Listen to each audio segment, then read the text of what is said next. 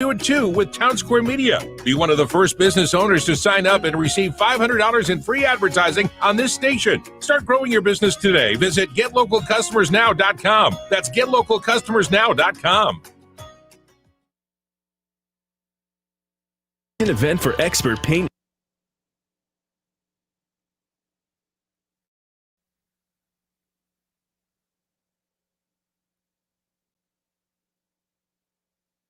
South Jersey's play-by-play home for the Eagles, touchdown! Sixers, and Flyers. He scored! 97.3 ESPN, WENJ, WENJ HD Millville, Atlantic City, a Town Square Media station.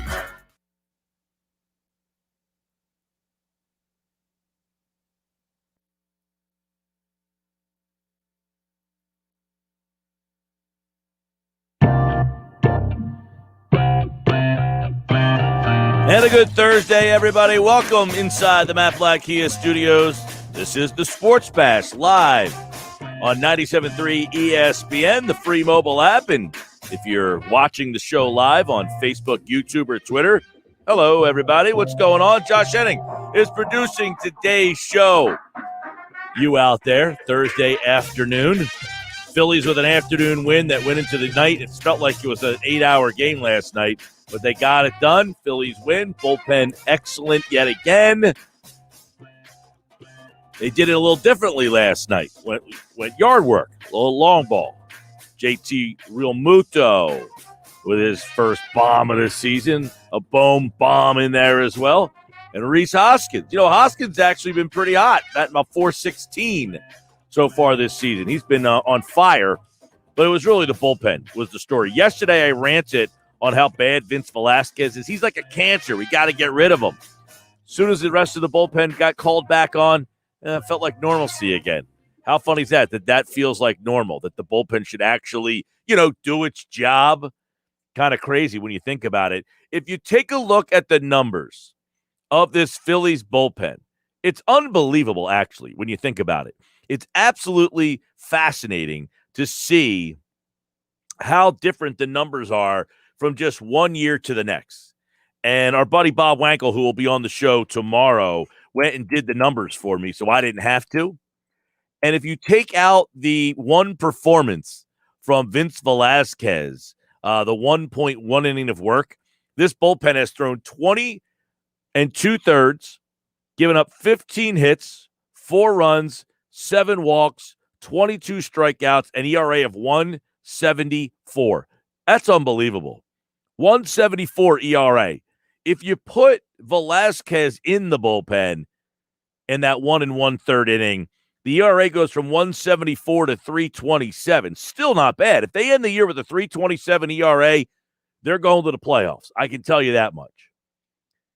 Seriously, if this bullpen ends the season with a 3.27 ERA, they're going to the playoffs. They're at 1.74 if you take Velasquez out. Now, rewind to the 2020 season through 6 games. Different story. It tells you all you need to know about this season and last season. Through 6 games last year, they had a 16 point in 16 2/3 innings pitched. They gave up 26 hits and 15 walks. I mean, that's a whip of like 9. Jeez, my God, that's terrible. 22 earned runs in 16 2/3. They only struck out 15 guys. They had less than 1 strikeout per inning in their bullpen to the tune of an 11.88 ERA. That is the difference from 1 year to the next. That is the difference in what I would say is having a competent guy running your organization in Dave Dombrowski. Matt Klentak was simply in over his head.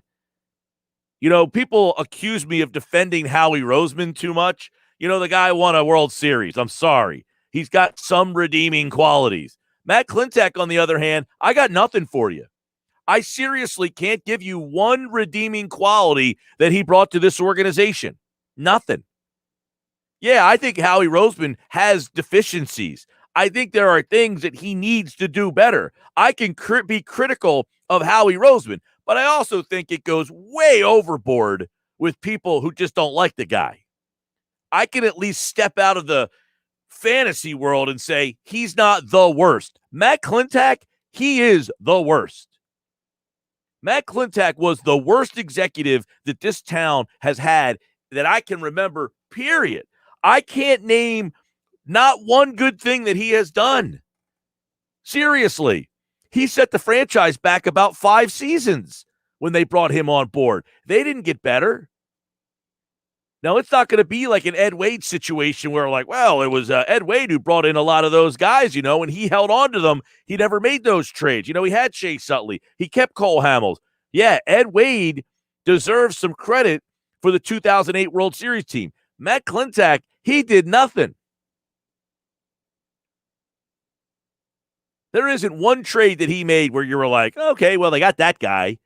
They spun off that veteran, and they ended up getting this guy in that deal. Not one. I take that back. I don't know how they acquired Connor Brogdon. He's a guy that's actually got some redeeming qualities. If Klentak got Connor Brogdon, I'll tip my cap to him. I mean, but anybody else on this team, I don't think one of them. Now, do you give him credit for Bryce Harper? I guess, he did do the JT Real Muto trade. They gave up Sixto Sanchez in that deal. But, I mean, they did get JT Real Muto in that deal. He signed D.D. Gregorius. He signed Andrew McCutchen. I don't know that we're doing backflips about those signings. I mean, those are guys that are not cornerstone pieces. They're just kind of, stopgap pieces. But there's not one redeeming thing that Klentak did to help this organization out. As much as we despise, or you despise, I should say, Howie Roseman, that hate should still be going towards Klentak. This team should be way further along than they are. Josh says, who's worse, GM, Klentak or Ed Stefanski? Stefanski's kind of funny, actually. I don't know how he got another job, Stefanski, but when he was with the Nets, my roommate in college was a Nets fan, and they were so bad. And then Stefanski got hired by the Sixers, and I just kept rubbing it in his face, like, yeah, we got your trash. How do you feel about that? Stefanski. I remember for like a week, I just said, Stefanski. And he was like, dude, Stefanski sucks. And I was like, yeah, I know. I hated the hire. He ended up going to the Pistons, I think, right? Now, that's his son, isn't it? The head coach at the Vikings or the Browns. He was with he was the offensive coordinator with the Vikings. I don't know. I think in my recent memory, Matt Klentak has probably got to be the worst executive this town has had. Agree? Disagree? Am I missing a guy? I didn't care for Colangelo all that much. I thought he was terrible. I thought he did an awful job. I can't think. Is there somebody? I mean, the Phillies, Ruben Amaro, I didn't care for him much while he had the job. I think he definitely got more at the end of the line. I didn't like Amaro because of the trade he made for Lee. And then I don't like what he came out and said, hey, we needed to restock the farm system. That was just, that moment to me really hurt Amaro and any, thing that he did after for me. Because, come on, you're restocking the farm system while you're trying to win the World Series, so you trade Cliff Lee. It was preposterous. But I was thinking about this last night. I can't think of a executive that was worse or less impactful, I guess we should say, than Matt Klentak. I'm trying to go back about 20 years, because before that job was really different.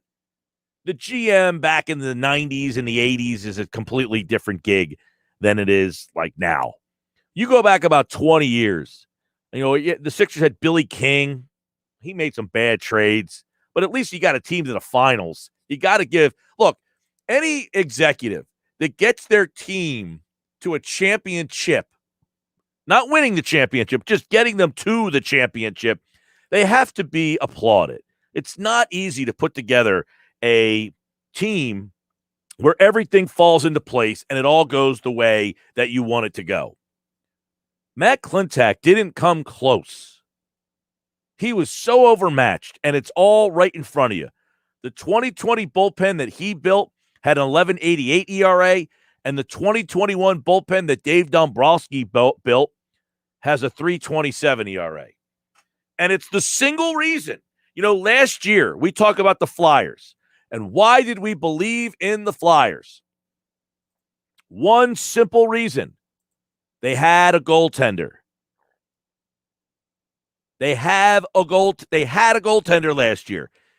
I didn't believe in the Flyers because of Claude Giroux, who I'm not saying stinks, but he's been here long enough that second verse, same as the first. I know what's going to happen with Claude Giroux leading my team. Disappointment. Jake Voracek. It's not because of those guys that I got excited about the Flyers last year. It was because of Carter Hart. Period. Point blank. I believed in the Flyers because they had a goaltender. And now I can believe in the Phillies because they have a bullpen. Last year, you couldn't believe in that team as much as you were like, look, they're in this race. It's fun. They're here. Couple games. They got a shot. They had no shot. They had no shot with that bullpen. And now they do. It's a complete 180. It's a total difference. It's amazing. And now they're off today, and it's one of those things you're like, oh, man, come on. The Phillies, when they're good, and I'm not saying this team is good right now. I mean, right now they're good, but I'm not saying long-term they're going to be in this thing the whole time and we're going to be all jacked up about Phillies baseball. But the nature of baseball, where they play every single day, I say it's like your friend. He never goes away. He's always there for you. Yeah, one day his parent might say, look, you guys have been playing 6 days in a row. Why don't you guys take a break today? And they have a day off. But then they come right back. They meet you at the same spot all the time. He's always there for you, that baseball. It's what makes it the greatest. It's why it's the best. It's always there for you. And when the team is good, you don't want your friend to take the day off. When the team is good, you don't want that day off from your friend. You want that friend to get right back out there. You want him to meet him. You want him to meet you at 7:05 right out there on that diamond. It's one of the great things in sports. The fact of the matter that baseball is played 162 days, almost every single day, it's fantastic. It's unbelievable when you think about it. I was thinking about this the other day about how a guy like Francisco Lindor can get $350-some million. You're thinking to yourself, really? Francisco Lindor is that good that they can afford? They have $354 million rolling through Citi Field that they can turn right back out and pay one of their employees who, look, Lindor's a fantastic player.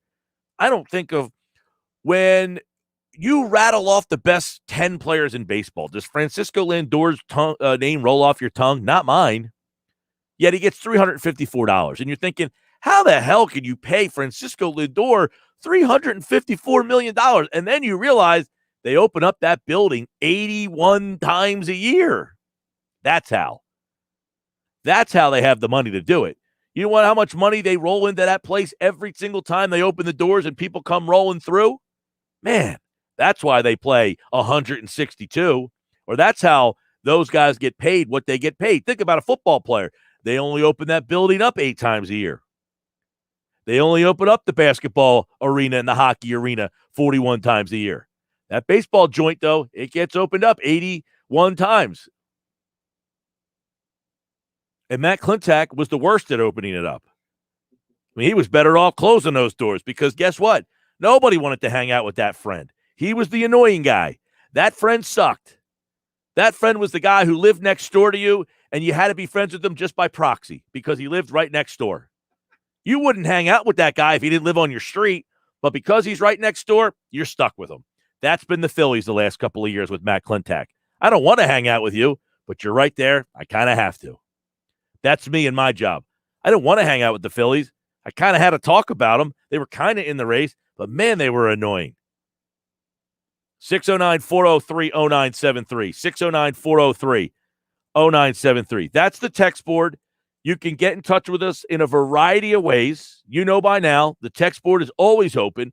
609-403-0973 if you want to connect with me that way.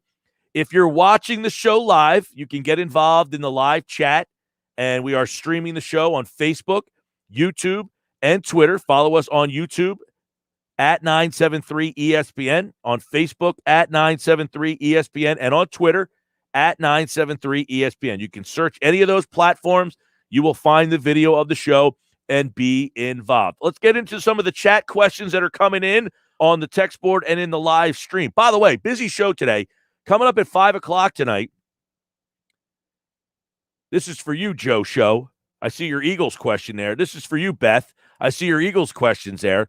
Coming up at 5 o'clock tonight, Lane Johnson will join me here on the Sports Bash. So we'll talk to Lane Johnson, and I'm going to ask that Lane Johnson. I've been saying this a lot about this Eagles team. The 2012 team had a decimated by injury offensive line. The 13 team drafted Lane Johnson, and by fixing that offensive line in 2013, they went from a 4-win team to a 10-win team. I have been on record saying I think they can do that. I think this team can go from 4 to 10 with a big caveat and a big if. If that offensive line plays a full season together, and when I say a full season, let's say there's a 17-game season out. Let's say they play 14 or 15 games, that group of guys. Or just one of them gets hurt. You can't have this situation where multiple guys are getting hurt, shifting around, moving. If Lane Johnson gets hurt and you have to move Mailata to right tackle and Andre Dillard plays left tackle, that's fine. If Isaac Seumalo gets hurt and you put Nate Herbig in at left guard and that's the only problem, you can get by with that. If Brandon Brooks gets hurt and he's the only guy and Nate Herbig plays right guard, that's fine. You can't have the left tackle get hurt, the right tackle get hurt, the left guard get hurt, the right guard get hurt, switching them around, guy playing left guard, moving to right tackle, moving to right guard, moving back to left guard. Can't have that. But if you get this offensive line together, and I asked Lane Johnson this question, I'll ask him that tonight.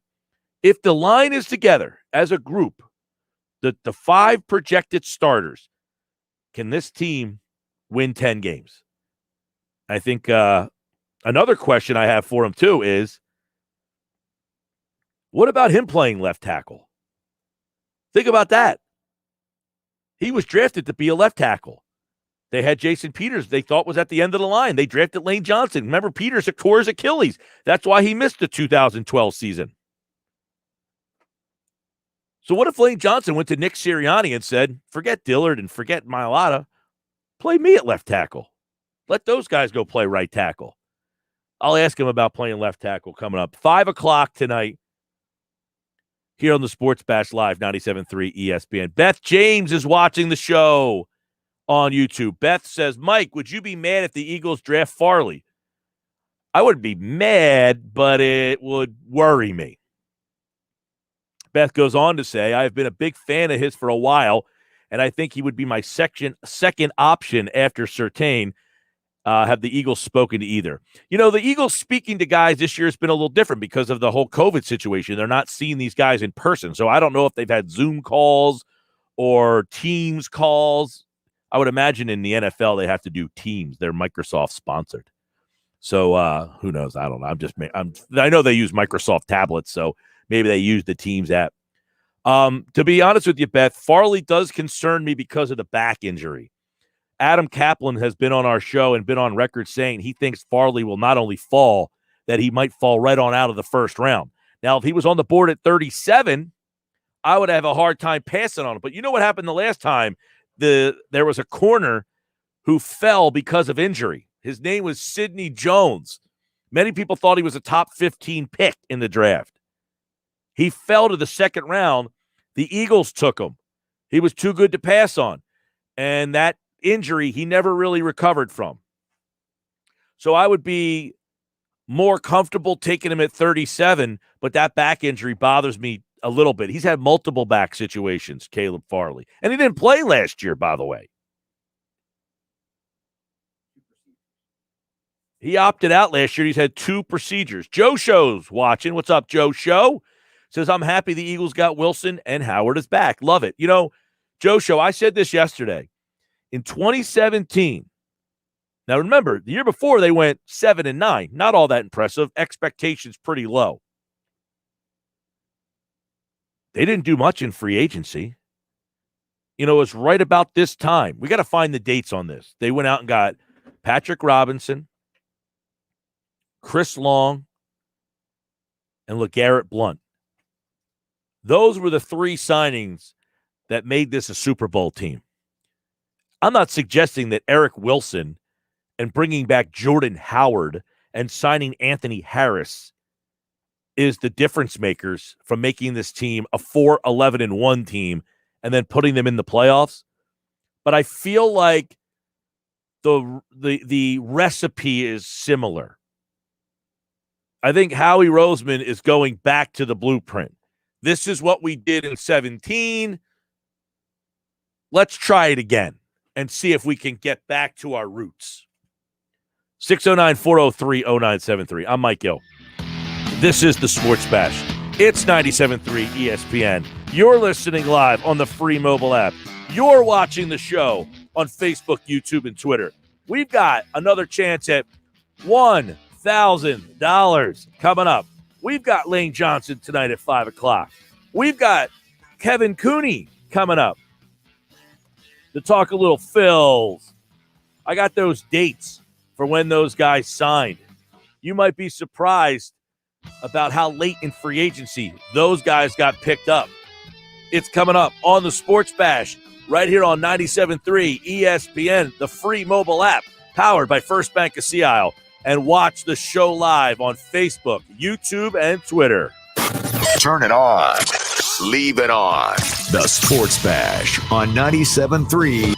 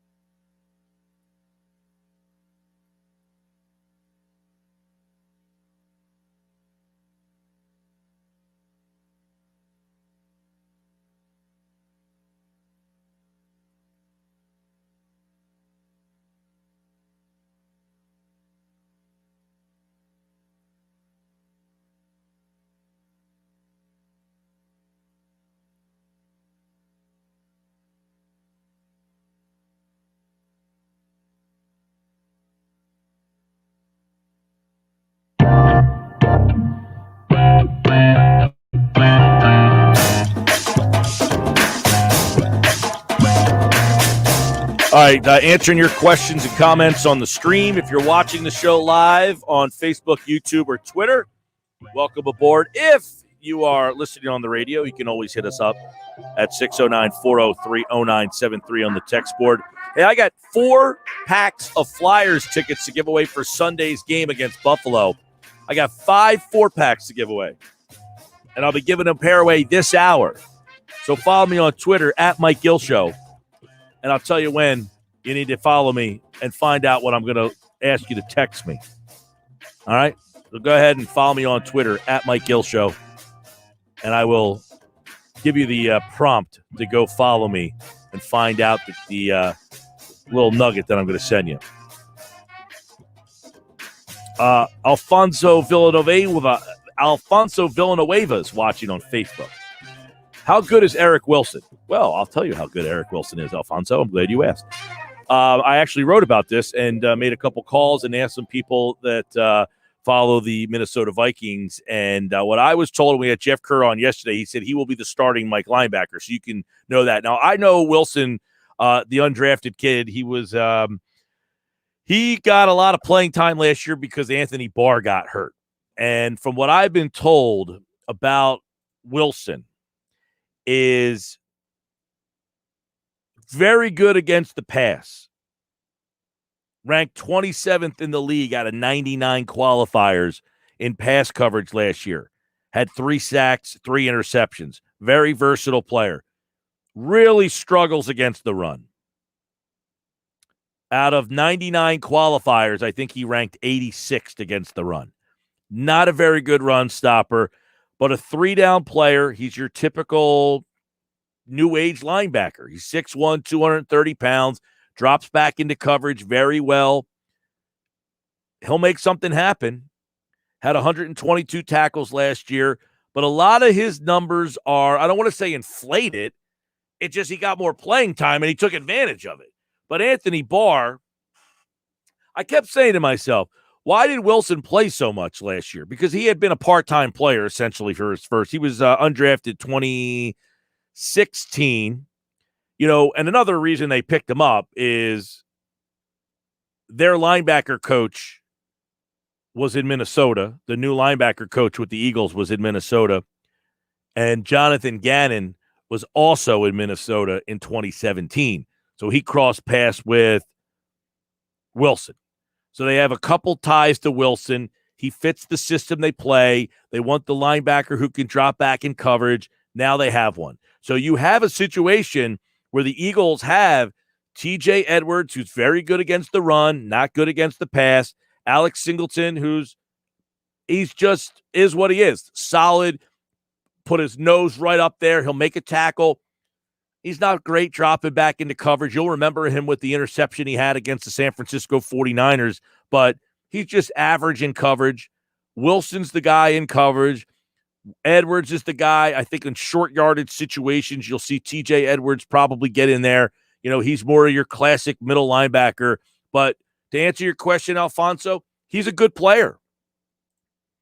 He is really the first, I don't want to say the first, and I don't want to say the casualty, but in this cap-strapped world of 2021 where the salary cap went down, he is a guy that theoretically the Vikings would have brought back.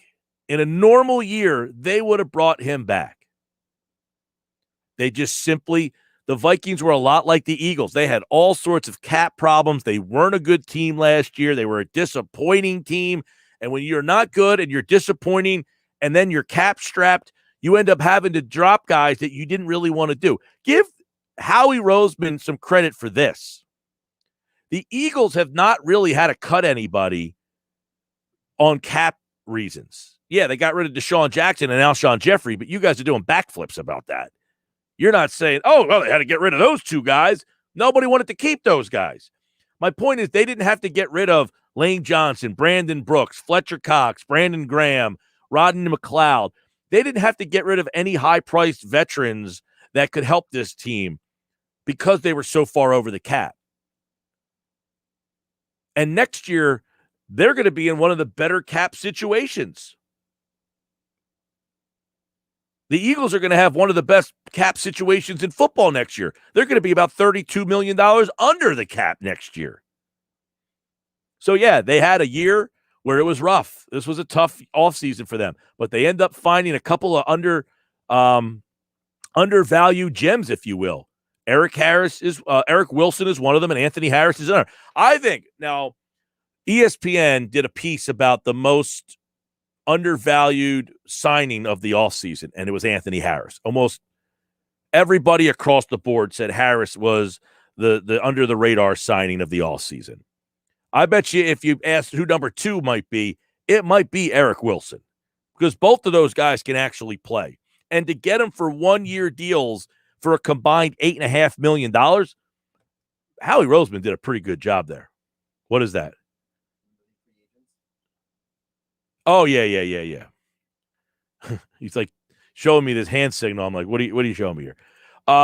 So a couple of years ago, when I was talking about when they signed these guys, they signed Chris Long on March 31st. They signed Patrick Robinson on March 31st. And then it wasn't until May the 18th. I mean, think about it. We're in April right now. We're not even in the second week of April. We're still kind of hanging around the first week of April. May 18th is when they signed LeGarrette Blount to a one-year, $1.25 million contract. And think about that deal. Patrick Robinson, 1 year, $1 million deal. Those deals, and Chris Long got a 2-year deal. Those 2 deals might go down as some of the best signings that this franchise has ever made. Think about how much Patrick Robinson did to help this team win a Super Bowl. That interception alone is one of the most memorable moments of the whole run. Forget what Nick Foles did. Patrick Robinson taking that thing to the house is the first thing you remember. And then, of course, LeGarrette Blount and Chris Long. Those signings all came way after the free agent period, and LeGarrette Blount's came after the draft. So there's still moves to be made. The moves that they've made so far, the 2 of them have been very crafty. Eric Wilson yesterday, Anthony Harris last week. Both of those guys, thumbs up. Starters will play a lot and definitely help this team. We'll talk to Lane Johnson tonight at 5 o'clock here on the Sports Bash Live, 97.3 ESPN. Got some more messages coming in on the stream that I'm trying to read over here. From Nowhere, who's watching, says, do you still feel the same way about the trade if they end up with someone like Kwity Paye or an offensive line, or if they trade back again? Do you think someone trades out with Carolina now? Well, if they end up with Kwity Paye, I'm not a fan. And if they end up with an offensive lineman, I'm not a fan. So, no, I would not feel the same way about the trade if they made those picks, but I still have to make that trade. I might not like the result of the trade, but I have to make it. You know what I'm saying? Yeah, I would rather the player at 6 than one of those 2 guys, but I still have to make it. Now, you could say it's what everybody else says. Okay, it's a good trade, but now Howie Roseman, don't mess it up. I don't want to see an offensive lineman drafted in that spot. Kwity Paye, I'm not a big fan of the defensive ends in this particular draft, but I wouldn't be surprised if they took one. What did they do in 2016 or 2017? Drafted Derek Barnett, traded up to get him. We're just getting started. On the other side, Kevin Cooney, his observations from the first series at Citizens Bank Park, the first 2 series, I should say. And the Sports Bash today is brought to you by Clark's Moving and Storage in South Jersey. Your next local or long-distance move, Clark's Moving and Storage is your first call. They're always dependable. They always show up. Online at clarksmoving.net. I'm Mike Gill. This is the Sports Bash. Follow me at Mike Gill Show, because right now I'm going to tweet out a little Flyers nugget. And when you find that nugget, text it to 609-403-0973. First person who does so, you will get a family 4-pack of tickets to see the Flyers play on Sunday at the Wells Fargo Center. Family 4-pack of tickets. Follow me at Mike Gill Show on Twitter. That's at Mike Gill Show on Twitter. I'm about to send out this tweet. The first person who gets it and text in the information, you're getting a 4-pack of tickets to go see the Flyers play this Sunday at the Wells Fargo Center.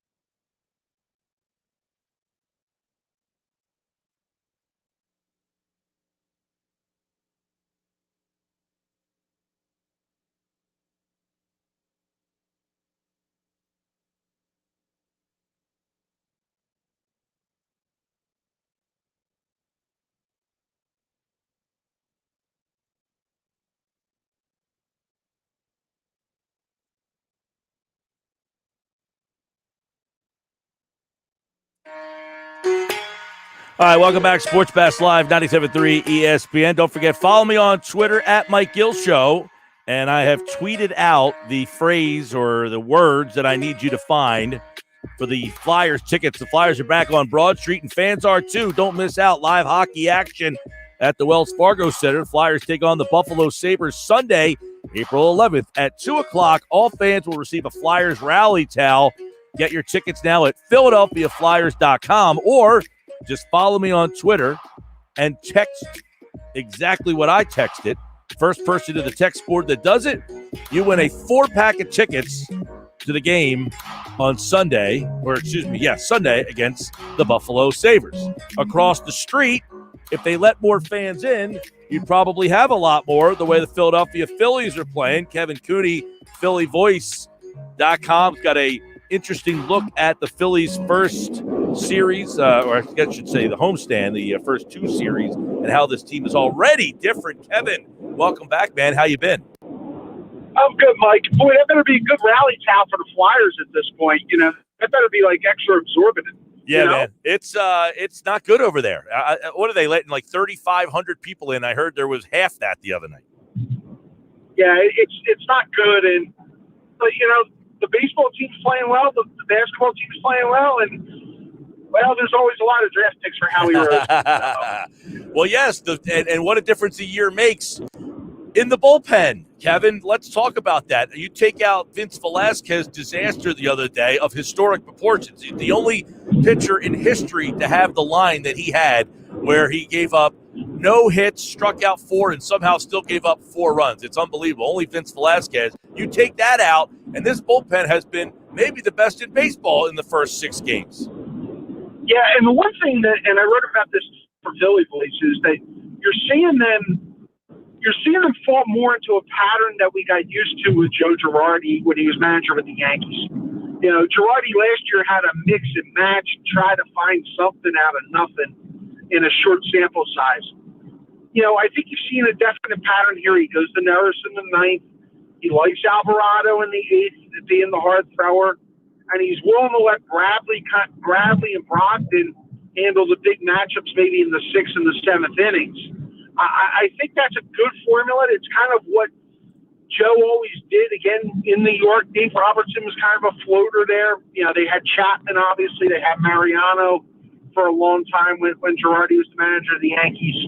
I think you're seeing the start of the pattern that made Girardi a good pitcher to handle, or a good manager to handle the bullpen. And I think the one thing you're going to have to see is how often will he have to go to the bullpen on those first 3 starters. Yesterday Aaron Nola only goes 4 innings, and you worry about them getting taxed.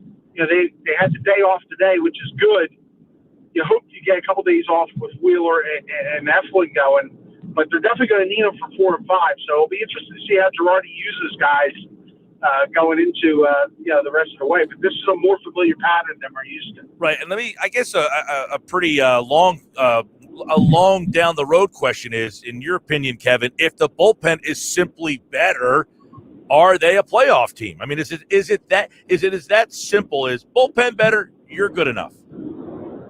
Yeah, I mean, look, they would have made the playoffs last year. Now the playoffs were expanded, but they would have made the playoffs last year if their bullpen was at 5.5 as opposed to a 7 ERA. I mean, so they have good starting pitching. I believe the top 2 is Wheeler and Eflin at this point. I have my concerns about Aaron Nola, especially the way he pitches in bigger spots, namely September and against division rivals.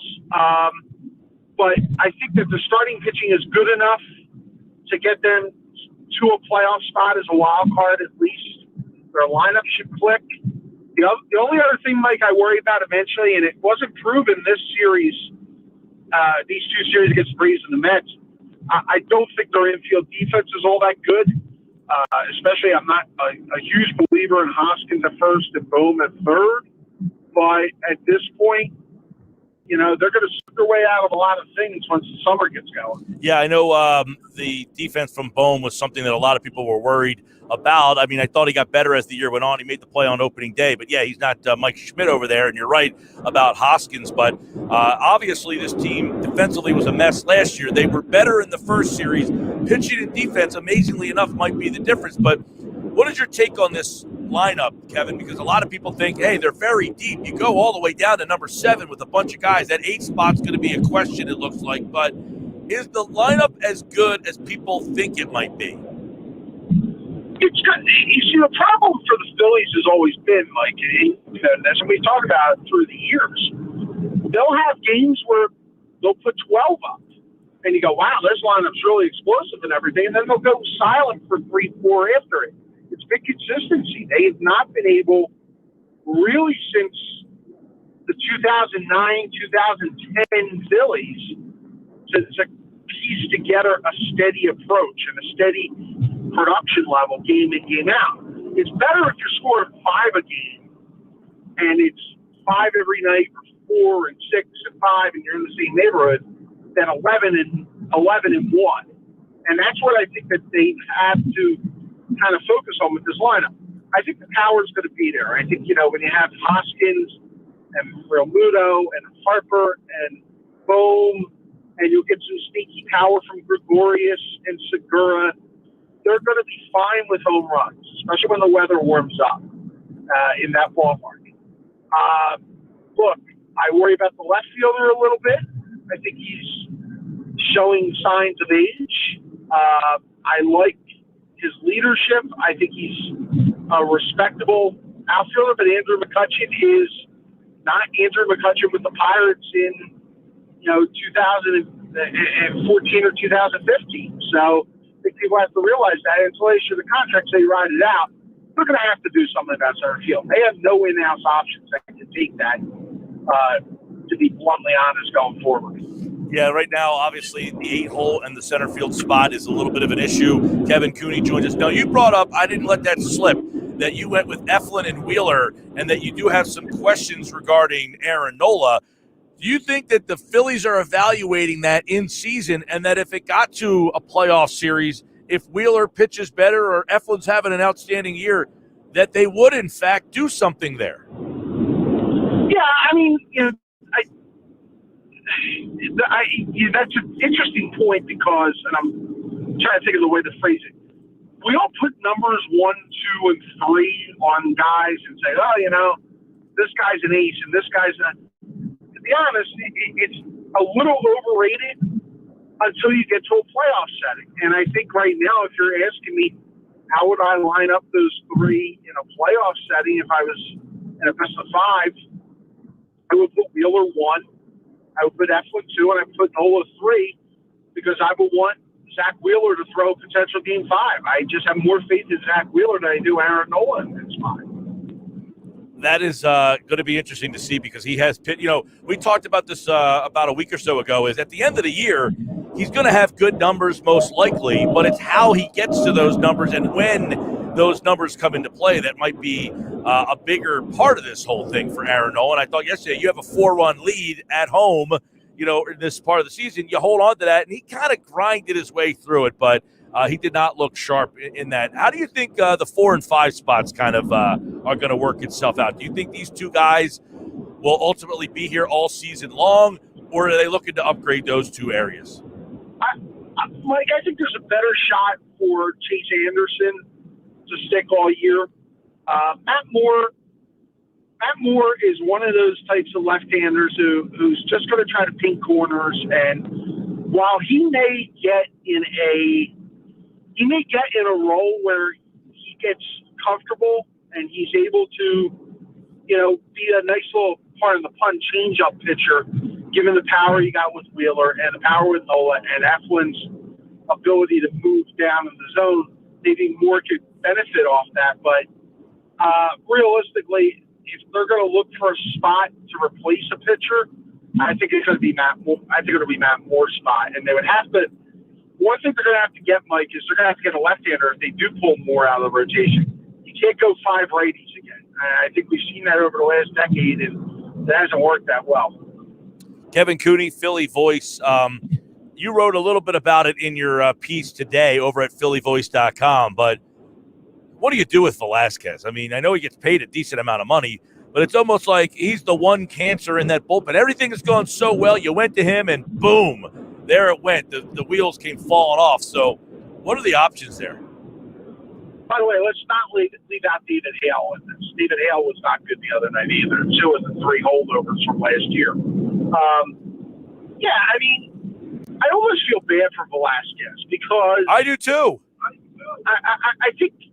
I think he is the ultimate change of scenery guy at this point. I think he really, but they don't have a replacement. I mean, you you bring Spencer Howard up to be a long man? Probably not. I mean, they don't really have that many. I was talking to a scout that I know, and we were talking about this yesterday, and it's like, hey, what do you do? What do you do? Because for Velasquez's sake, I'm rooting to get out of here just to try to get, because somebody will see his potential, and somebody will look at those 4 strikeouts that he had in that outing against Metzelman on Tuesday night and go, I can fix that guy.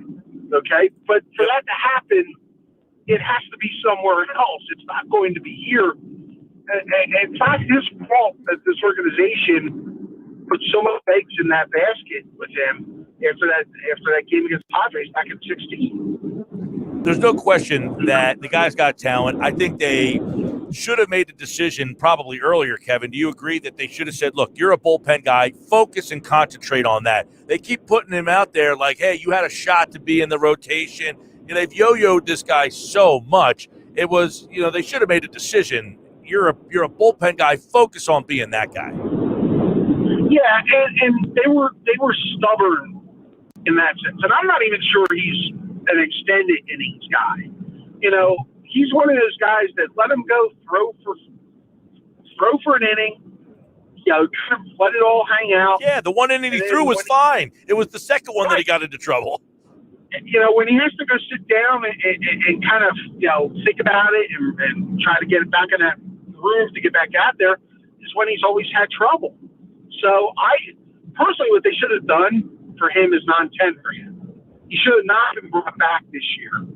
But I get it. They were hamstrung. They didn't think they would get as much bullpen as they did. They were worried a little bit about the budget early in camp, having to go maybe get paid $6 or $7 million for number 4 or number 5. They wanted them as competition.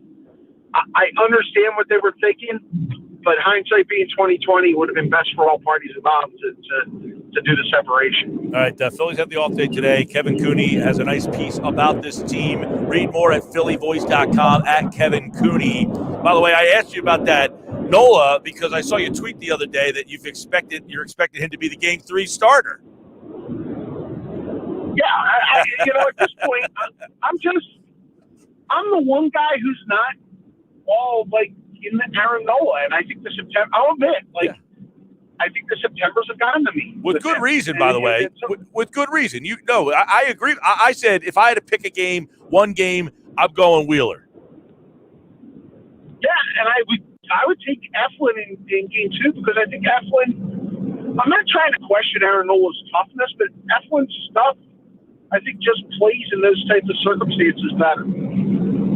All right, Kevin, baseball's back. The Phillies feel different, so hopefully this will be a fun season. These last 11 have been pretty miserable, and I look forward to talking to you more about it, pal. Absolutely. Thanks, Mike. Kevin Cooney, like all guests, appeared via the Boardwalk Honda hotline at Kevin Cooney on Twitter. When it comes to baseball, I love talking to Kevin. He's really good. And, of course, he, like all guests, appeared via the Boardwalk Honda hotline. His piece talks about Joe Girardi handling the bullpen, which was a little critical last year, if you think about it.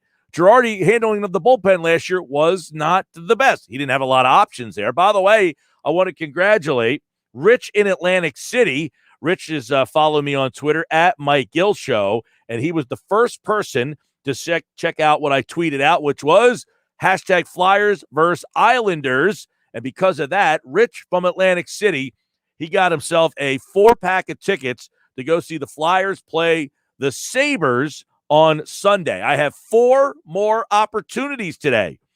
So do yourself a favor. Follow me on Twitter at Mike Gill Show. And I will give you another clue very shortly. So follow me on Twitter at Mike Gill Show. At Mike Gill Show on Twitter. And I will tweet out another clue very shortly. Speaking of a clue, I got the Sports Bash Cash code word coming up in 30 seconds. It's a chance for you to win $1,000. Then you don't even need to win my tickets. You could buy them yourself. $1,000 will buy you a lot of Flyers tickets. And I got Flyers tickets the rest of the show today. And coming up in 10 seconds, it's the Sports Bash Cash code word. Thanks to Jersey Shore Federal Credit Union.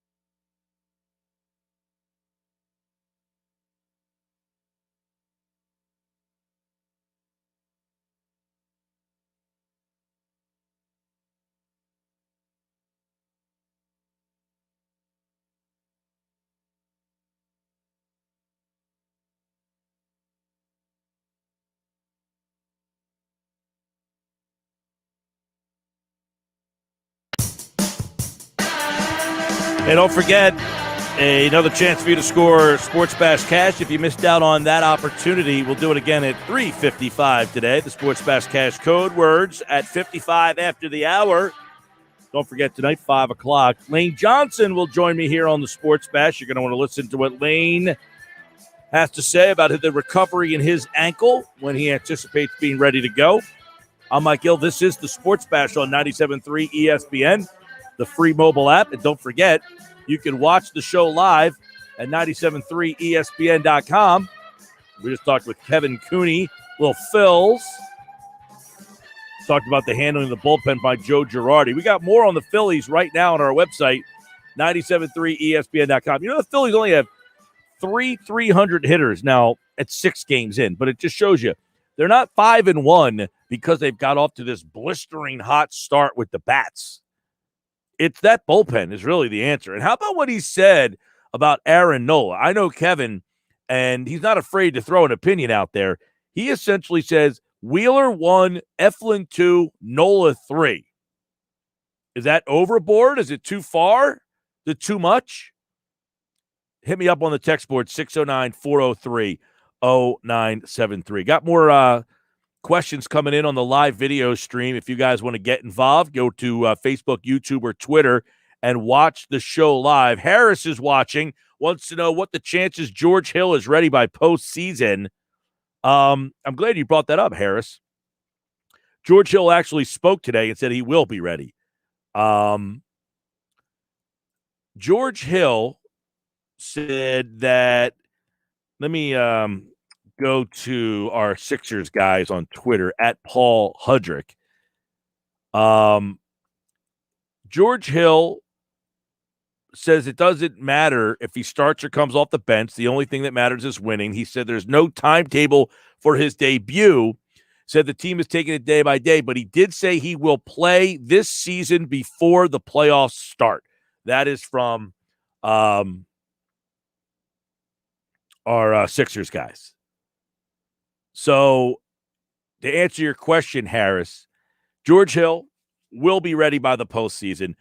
Doc Rivers said he wants him to play. He hopes that he'll be able to play about 10 games. So I don't know how many games actually they have left, but I know they play 1, 2, 3, 4, 5, 6, 7, 8, 9, 10, 11, 12, 13, 14, 15, 16, 17, 18, 19, 20. They have 21 games left. So if he plays 10 of them, he's essentially playing in the month of May, which means he might not play them. They're 1, 2, 3, 4, 5, 6, 7, 8, 9. They have 9 games in May, which means he might not play a game until the end of the month of April, which means you guys are going to be impatient. I know you. You're going to be all impatient. Oh, when are they going to play him? But it sounds from him talking today that he is going to be ready to play. I think he said sooner than later is kind of what he was saying. So I guess you can anticipate George Hill being back. I would think in the next 2 weeks, maybe. If they want him to play about 10 games, that would be targeting somewhere around the 26th against Oklahoma City, which is his former team. The 28th against Atlanta, which is a 4 seed right now, I believe. And the 30th against Atlanta. They play Atlanta twice in the last week of the season. So it could, or the last week of the month. So it could be one of those 3 games that you should target for George Hill. Harris goes on to ask, why could they have not tried trading for someone else who was not hurt? Well, they didn't want to give up a whole heck of a lot, obviously. They didn't give up a lot to get George Hill. They obviously felt pretty secure that he would be ready to play. I think they probably did the background. They probably did the medicals. They probably talked to the agent and, hey, is he going to be ready to play? Not that they gave up a whole lot to get him, but I think it was, hey, let's give up a little to get a really good player or not, or have to give up more to get a good player. They went the route of let's give up a little to get a good player. Look, Hill will be fine. I'm imagining he'll be out for another 2 weeks or so. I mean, he was out shooting on the court. If you were watching, I think Keith Pompey from the Inquirer, at Pompey on Sixers on Twitter, I think he had some video that he was sending out from the Boston Garden the other night that George Hill was out there shooting. So he's out there shooting around. By the way, Keith Smith is joining me at 3:20 today for Inside the Sixers. So we'll get some more insight on this because he obviously covers the league nationally and can really give us some insight on that Sixers-Celtics game because he was there covering that. Now, Hill says, quote, it's going to be sooner than expected, though he notes that the Sixers are taking it a day at a time and there isn't a timetable. So that's a little bit more specific for you, Harris, on that. Couple other questions in here. Nowhere is going Eagles on me here. Says, I see what you're saying. Inside the Birds concern me today because they were hearing Panthers go corner or wide receiver. Now, I did not hear Inside the Birds podcast this morning, so I'm wondering what that's in reference to. Nowhere. Look, the Panthers could go a variety of ways now. When they made the trade to get Sam Darnold, it kind of took quarterback off the top of their wish list, I would imagine. But I don't think it's off their wish list. I just think it's lower on the wish list. And it's like if Fields falls there, do they still feel compelled to take him?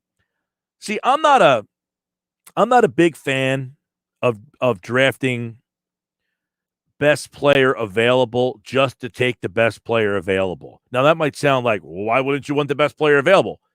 Well, if I already have a player that I value at that position, I get it. It's nice to have a second guy at that position, but it creates a lot of headaches and problems unless he's so far and away the best player available. You know, people always say, you got to take best player available.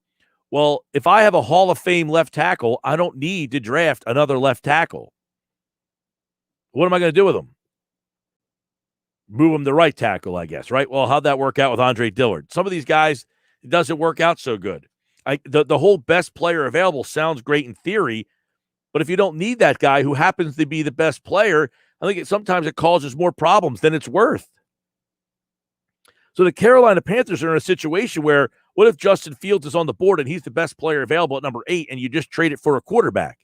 Now, I don't think they gave up a whole heck of a lot to get Sam Darnold. Therefore, I think they can swallow it and take the best player available. The San Francisco 49ers, on the other hand, they gave up a ton of picks to go get the quarterback. They have to take a quarterback. You can't trade 3 first-round picks to go up there and take a running back or a wideout or a tight end. You got to get a quarterback for 3 picks. The Carolina Panthers didn't give up a whole heck of a lot to get Sam Darnold. That's really the difference to me. So they could take a flyer on a guy if they, in fact, think that Fields is the best player available and he's still on the board. The question is he on the board still? Well, likely if you're following the mock drafts. And it's funny. When the mock drafts go the way you like them, you believe in the mock drafts. When they don't go the way, no, that guy's never going to fall there. Every mock draft that has the Eagles getting picked, no, that guy's not going there. But every mock draft that has Trevor Lawrence, Kyle Wilson, and Mac Jones is right on the money. What did I say? Kyle Wilson? Was he a tight end? Whatever. Zach Wilson. Yeah. Every draft that has those 3 guys going bang, bang, bang, those mock drafts are right on the money. But any mock draft that says the Eagles are going to get a player that you actually want them to get, that's never happening. God forbid. God forbid that actually is right on one side or the other. They're going to go quarterback in the first 3 picks. I don't know if it's going to be Mac Jones or not. Seems pretty strong at this point that it's going to be Lawrence and Wilson. I'd be pretty willing to bet on that. Now, Jones, if you made me bet, I would say he would be the 3rd quarterback. The question is the 4th quarterback going to go at number 4? He's not going 5. I'd be shocked if he went 6. 7, unlikely. 8, all right. I would think 8 is the next spot a quarterback could go. And 9, I would say, has a pretty good chance of taking a quarterback too. That's Denver. Did I get that right? I just did that off the top of my head. Do I now know the top 12 picks by heart? That's pretty bad. And I couldn't get the kid Wilson's name right, but I know 12 slots in a row. Because this question comes in from Harris, who's watching the show on YouTube. He says, who do you see Dallas and Giants drafting, and who would your first and second option be at 12? Well, I see Dallas definitively going corner. And if they don't, something's wrong with them. I was an advocate I'm not a Dallas fan, obviously. I have a Dallas fan that I work with, and I have argued with him up and down that they did not need CD Lamb last year. They should have taken a defensive player, but they just can't help themselves. They just can't help themselves. They have to take the position player. And my buddy laughs at me all the time. Man, we're so glad you have Howie Roseman. And I say, that's great. I love the fact that you have the Joneses running that team. I mean, Howie Roseman at least could say in 30 years he has a Super Bowl. The Joneses cannot. Howie Roseman has a lot more accomplished than the Joneses have in 30 years. Now, pre-30 years, sure. The Joneses, give him a handshake. The team that Jimmy Johnson had for him, they won that Super Bowl. Jimmy Johnson had a lot to do with building that team. Since Jimmy Johnson's left, things have not gone all that well there. And I would imagine, now the question was, what do I think they'll do? I mean, if Kyle Pitts is on the board for them at number 8, after having Jason Witten for all those years, can they really pass on him? Will they pass on him? I can't definitively say they would. As for the Giants, the second part of that question, Harris, I think the Giants could go in a variety of ways. They definitely need help on the line. They took Hernandez, last year or 2 years ago. They took the kid last year at number 4, who Thomas he had a tough start. I think he settled in, but I don't think anybody thinks he's going to be the next Jackie Slater. I would think that they are in play for Pitts if he was on the board.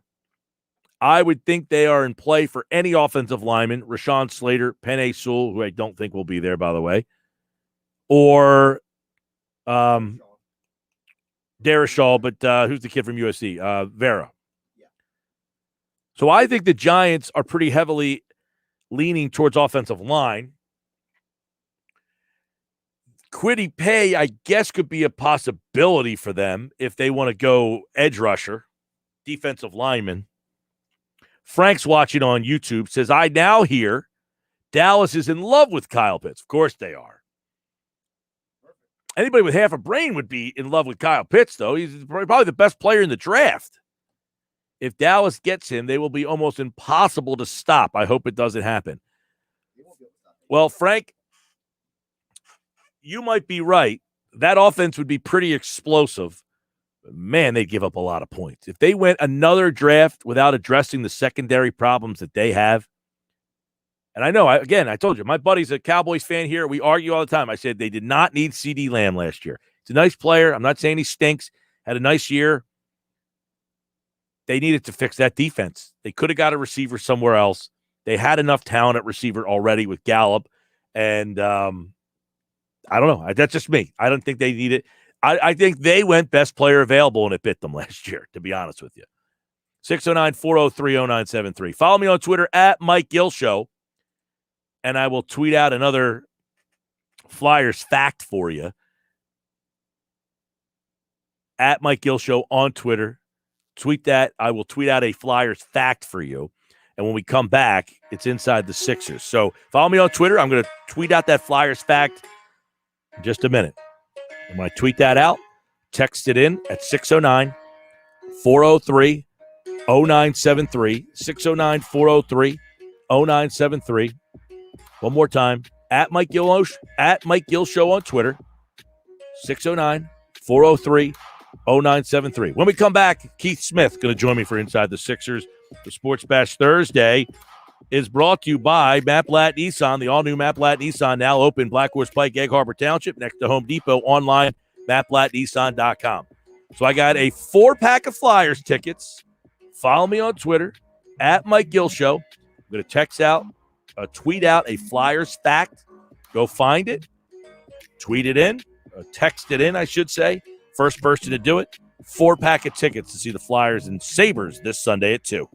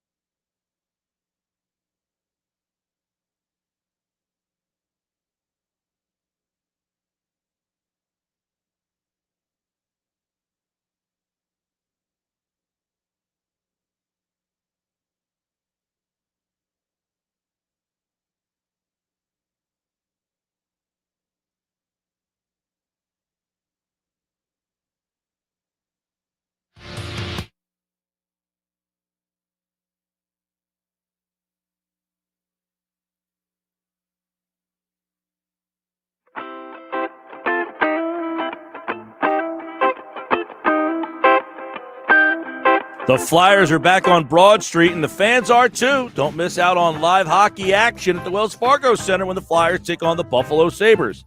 This Sunday, April 11th at 2 o'clock, all fans will receive a Flyers rally towel. Get your tickets now at PhiladelphiaFlyers.com. We have another winner. We'll get you that name in just a minute. Follow me on Twitter at Mike Gill Show and get another chance for you to score Flyers Sabres tickets for this Sunday. 4-pack of tickets. I'll have another pair coming up today on the Sports Bash Live on 97.3 ESPN. Time now for Inside the Sixers. Keith Smith's here from Yahoo Sports, covers the NBA. And Inside the Sixers is brought to you by Matt Blatt Kia. They want to get you approved today. Matt Blatt Kia, Blackwoods Pike in Egg Harbor Township, as the Sixers beat up on the Celtics the other night. Keith, I know you were into that one and watching what was going on. And when we watch those two teams play currently, bad night for the Celtics, or do we see a mismatch? A little bit of both. I think Boston was they were really sloppy with the ball. I want to say they finished with 22 turnovers in the game, and that's very unlike them. They don't turn it over like that. I mean, nobody does, but that's extremely unlike them. But yeah, Phillies, a better team than the Celtics are right now. They've got more depth. Their roster fits better really well, especially with Embiid back in there. And the Celtics have no answer for him at all. So, yeah, it's a bit of a mismatch, but it's probably not as much of one as the game played out to be. I think Boston can definitely play better and keep it closer, but I would not favor them against Philly at any point the rest of the season. How did this take a turn so quickly? I mean, it's funny. These two teams have been kind of linked together since that Fultz trade, and everybody here would say, man, that Boston team, they didn't have to do what the Sixers did. They're going in the right direction. They've got everything going for them. And now 1 year after getting swept by the Celtics, it looks like these two teams are heading in opposite directions. What happened? Yeah, I think this year is a bit of an aberration for Boston.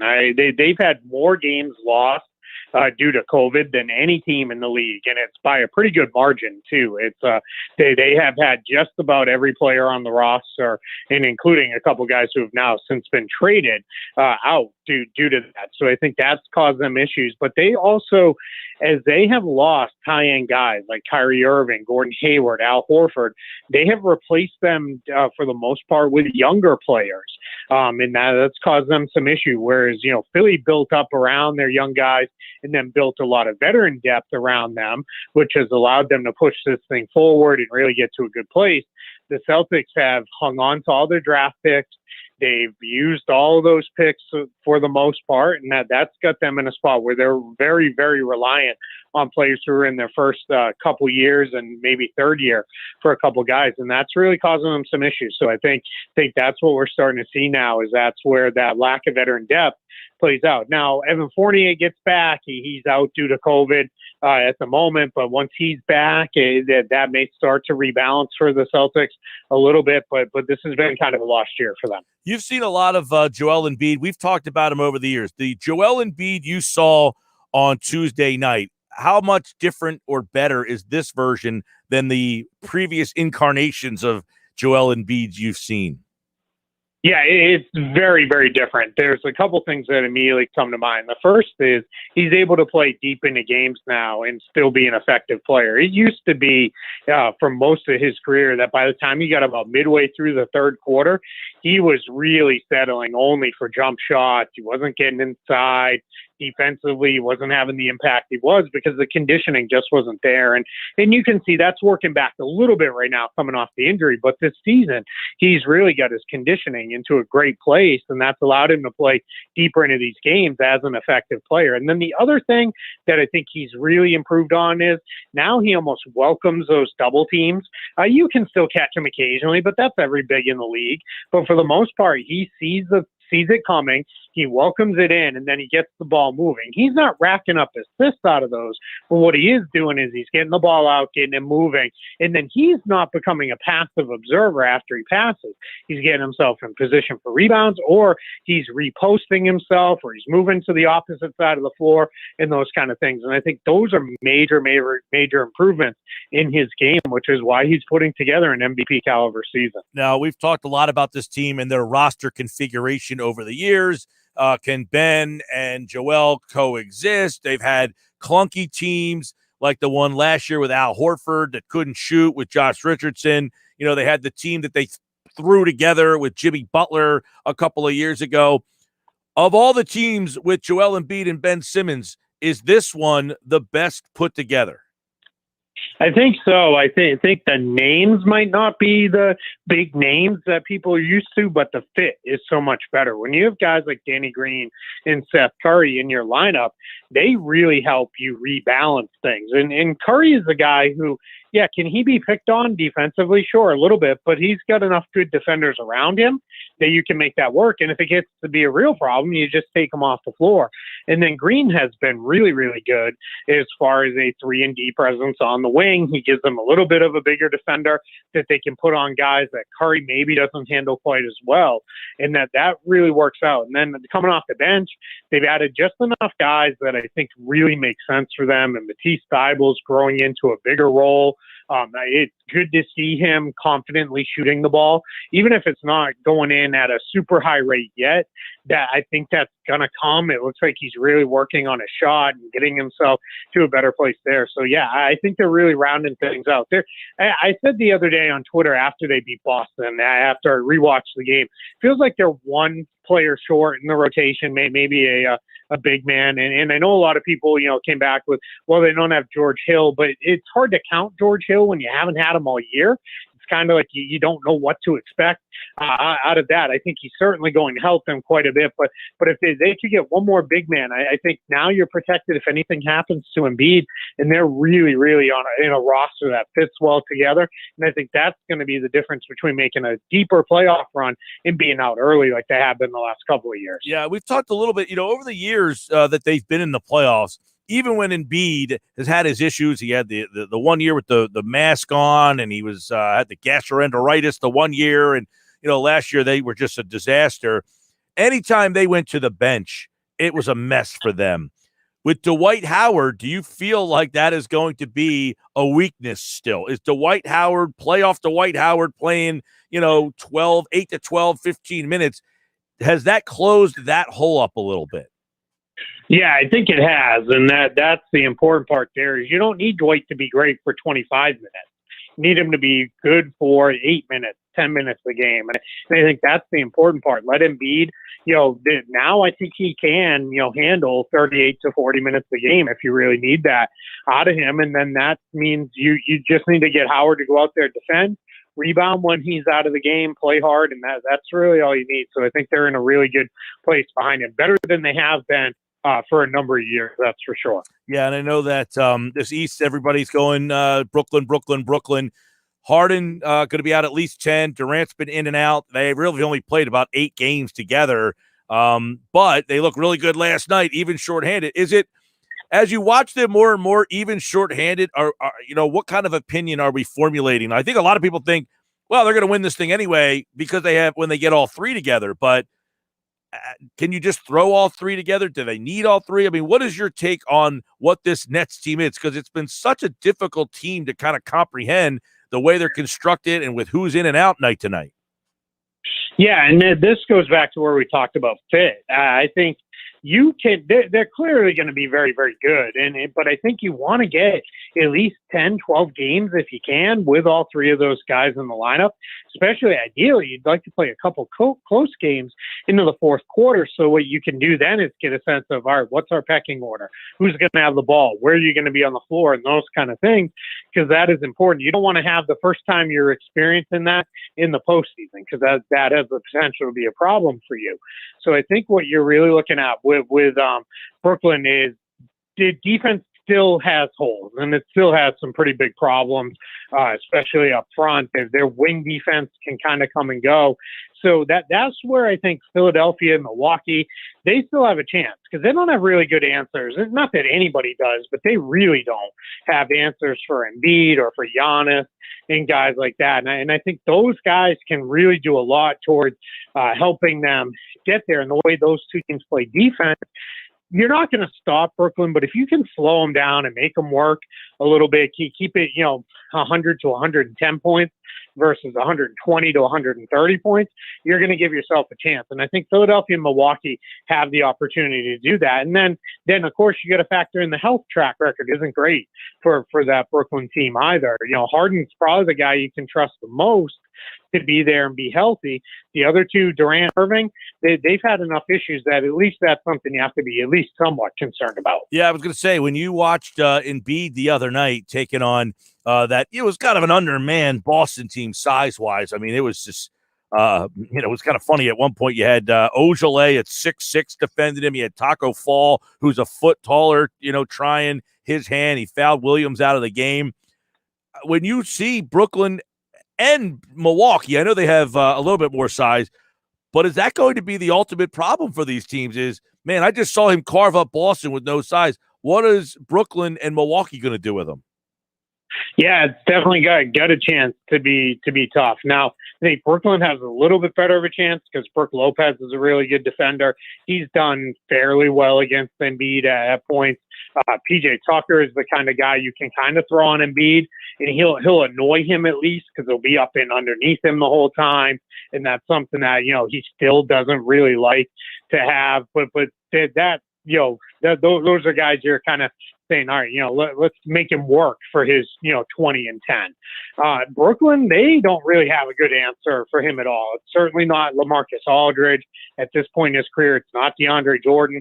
Their best bet might be to play really small and then make him defend, Blake Griffin or Jeff Green or somebody like that on the perimeter, which then that makes them expend energy on the defensive end. And then maybe hopefully you get to a point where, all right, instead of him getting down to the post and really banging with guys, he's settling for those 15 to 25 foot jumpers, and that might be your best bet if you're the Nets. All right, Keith Smith, the NBA, about a month and a half left in the season. By the way, George Hill says he anticipates coming back and playing, just no timeline.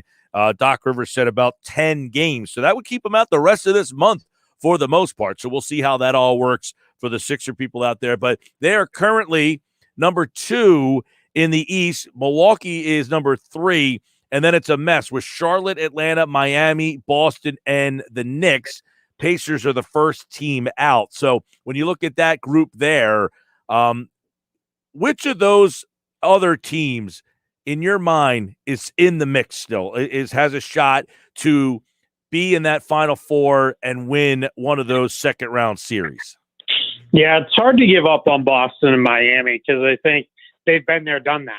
So until they don't do that in the playoffs, you kind of want to go in there and say, hey, if they're healthy and they're finally, there for the first time this year, because neither team has had their lineup together the way they really envisioned it all year long. If they can get there by the time the playoffs come around, those are the two teams I think you could look at and say, hey, they can still cause some problems. Because you even saw a point, even though Philadelphia controlled the game from, basically halftime on, that the Celtics give them some unique matchup issues. They don't have the answers for all the guys that Boston can run out there offensively, and that was without Fournier, who's going to make a pretty big difference. So, and the Celtics have beaten the Bucks. The Nets, that's been a different story for them. Miami's had success against those teams in the past. So those are the only two teams. The other teams, I mean, their best bet against the top 3 teams is that, maybe they just don't take them serious. You can steal a win or two and turn it into a series. But I don't think there's any real contenders out of that group outside of maybe Boston and Miami. And I'm even doubtful on those two. All right. You look at the West, you've got 2 newcomers. I mean, Utah has been decent. They've been good. They're the number 1 seed and the best team in the league right now. But you got Phoenix in there as well. And I don't know, when you put those 2 teams, are you ready to say that one of those 2 teams, and they played a great game last night, maybe the game of the year, that was fantastic. Are you ready to say one of those two teams is the favorite in the West? I wouldn't go that far. I still want to see, the Lakers healthy. If they're healthy, I think it should still be them. And it's not by a, overwhelming margin, though. I think the Clippers still deserve that respect. In Denver, after a slow start to the season, the Nuggets have really come on. They're playing great since acquiring Aaron Gordon. They've got pretty good depth up and down their roster. So I think Denver's going to be a tough out. And then, Portland's a team where they don't play enough defense to really take them overly serious, but nobody wants to go against Damian Lillard in a 7-game series because, there's a good chance he could win a game or two pretty much by himself. And then if that happens, now all of a sudden you're, one bad shooting night away from being in a game 7 where anything can happen. So you could really convince me that any of those top 6 teams in the West could make a run. I'm probably a little lower on Portland than the rest, but the other 5, I'd give them about even odds to get out of the West because I think they're all just about that equal. Yeah, that should be one of the more interesting things because obviously with LeBron out, it's hard to kind of count them out. But man, they're going to be in like a Brooklyn situation of how much of that team going to be, how much ball are they going to get before the end of the season here. So we'll see what happens out West. But that West is kind of going to be a pretty fun one with Denver starting to play a lot better all of a sudden too. Those two teams, the Jazz and the Suns. So it felt like the West, I don't know. Do you feel it's as deep as it has been in the past? Yeah, I do. I think it is. I think they've got really good depth in the Western Conference. Like you said, those 5 teams as good as anybody at the top of the conference. They're on par to me with the Eastern Conference top 3 teams. Those are the 8 teams that I would be looking at and say, all right, the champion's going to come out of one of those teams for sure. And then when you look at the kind of the bottom of the playoff picture, Dallas is tough because you got Luka Doncic. We've seen what he can do. We saw that in last year's playoffs. If the Warriors get in again, that's another one you really don't want to be going against Stephen Curry if you can avoid it. They're certainly not what they once were, but again, he's a guy who could win a couple games almost all by himself, and that really puts you in a tough spot. The Grizzlies are playing really kind of fun and loose, and they're getting up and down the floor, and they get after it defensively. So yeah, the West has a lot of really good teams, and that's going to make for a really fun and interesting playoffs where matchups and health are going to really matter, maybe even more so than in a normal year. All right, Keith Smith, Yahoo Sports covers the NBA, which is got about a month and a half left to go in the season. We know the Sixers are off till tomorrow. They take on the Pelicans, who have really struggled with that defense, man. 22-29, the Pelicans have lost 2 in a row. They'll play the Sixers tomorrow night, 8 o'clock right here on 97.3 ESPN. Keith, appreciate it, man. Absolutely. Thanks for having me. I'll stay safe, you and yours. Yeah, man. Keith Smith, like all guests, appeared via the Boardwalk Honda hotline inside the Sixers, as he told you. Sixers team, as he watched Joel Embiid the other night, handful, absolute handful, and trying to get around the Eastern Conference, figuring out who the heck could defend him. That's going to be a problem. Boston couldn't figure it out. But he did make an interesting point about Boston, and that's why Keith is so good. Now, who would have known that Boston has the most missed games due to COVID this year? That kind of changes the perception of them, though, if you get all those guys back and healthy. I know Miami missed a bunch of games with COVID earlier in the season, too. Coming up at 4 o'clock, we'll go through Andrew DiCecco's latest mock draft. He's got his 7-player draft for the Philadelphia Eagles. Or I guess it's 11 players. 7 rounds. Hey, Rob DeSantis from Millville. He was following me on Twitter. He saw the Crazy 8s is what I tweeted out. He was the first person to text in and win those tickets. He's got a 4-pack of tickets to go see the game on Sunday against the Sabres. Congratulations to Rob. We'll do it again next hour. Follow me on Twitter at Mike Gill Show, and you can win a 4-pack of tickets to see the Flyers this Sunday at the Wells Fargo Center.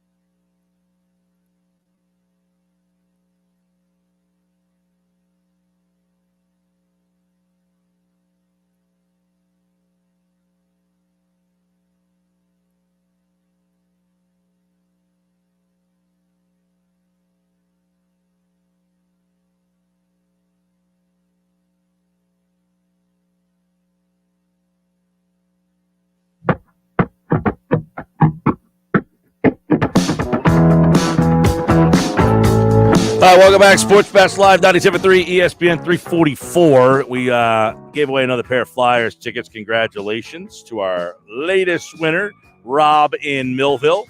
He got a family 4-pack of tickets. Follow me on Twitter at Mike Gill Show. We'll be giving away 4-pack of Flyers tickets the rest of the day here on the Sports Bash 97.3 ESPN. And in the coming weeks, all this month, every Thursday, it's a Flyers ticket Thursday. Your chance to win 4-pack of Flyers tickets for Sunday's game. Just follow me on Twitter at Mike Gill Show. It's the easiest way to do it. And when I tweet out, I'll tell you when to go look. Find the words, find the phrase. This one was Crazy Eights from the Flyers' great Crazy Eights line. Trying to bring back some good memories of the Flyers because the memories have not been good. They got a tough one tonight. They're playing the Islanders, who just made a trade today, brought in a couple of players from Jersey. I think they're going to be in the lineup tonight, by the way. And Flyers game tonight on 97.3 ESPN. All right, coming up at 4 o'clock, Andrew DiCecco will go through. So he did his 11-player mock draft, like the 11 players he thinks will land with the Eagles. We'll kind of comb through that coming up at 4 o'clock for football at 4. Eric Wilson, Alex Singleton, I think they're the two top linebackers on this team. I would think TJ Edwards would be the next guy who would get some playing time for Philadelphia. I think he'll be kind of your run-stuffing linebacker. And then I think the other two guys will play most of the snaps. I think last year I read Eric Wilson, 96% of the snaps he played last year for Minnesota. I'm just pulling numbers off the top of my head. It could be 94. It could be 97. I think it was 96. That's the guess that I'm going to take. But I'm pretty sure he was an every down linebacker for them. Anthony Barr got hurt because when I was, thinking about Wilson yesterday, I said, Wilson's pretty good. I mean, if you watch Minnesota play, I'll tell you, there was that game they played against Seattle. If you remember, there's a game against Seattle. He went back into coverage on the sideline, and he picked a pass off. I mean, he looked like a tight end going back in coverage, kind of jumped up in the air. And I was thinking to myself, man, Wilson's pretty good and Barr's out. And I'm thinking, why is Barr not playing? What's going on with Barr? Well, Barr ends up being hurt. Wilson's out. And, that's what ends up happening. Eric Wilson played 96% of the snaps. See, my brain's not as, doesn't forget as many things as I thought. Anthony Harris played 100% of the snaps. So you have now taken two players from the Minnesota Vikings who have played almost every single snap for them last year. Now, you would say their defense stunk. Their defense stunk essentially because they had a lot of injuries across the front of their line. That is why their defense wasn't very good last year. And then if you know football in the trenches, no rush, safeties and corners, not nearly as good. And Anthony Harris at safety last year, he kind of played a different role in that defense. A lot of tackles. Yeah, nowhere. They had no rush in Minnesota last year. You're right. I mean, they had nothing last year. It was disappointing. The Vikings and the Eagles were two of the most disappointing teams in football. Nowhere checking in. If Dallas gets Pitts, I won't care what anyone says. The move back would most likely be a failure. That offense would dominate us for a decade. They would have a great skill position players. Dallas's offensive line is starting to get into the Eagle range where they're getting older, they're breaking down. And look, I think the Eagles' offensive line can be very good, but I acknowledge that injuries are a factor. The Eagles could have an injury and it could derail a lot. Dallas is in a similar boat. Their line was a mess last year. They had a ton of injuries on that offensive line. Their offensive line was a total mess last year. So, yeah, they would have a lot of good skill position players. But, look, you got to get defense. It's great to have all these toys. You know, it was a lot of fun toys? The Atlanta Falcons. Wouldn't everybody love to have Calvin Ridley and Julio Jones? Yeah, of course you would. But they don't do all that much when their defense is as bad as the Atlanta Falcons are. You know what that gives you? The 4th pick in the draft.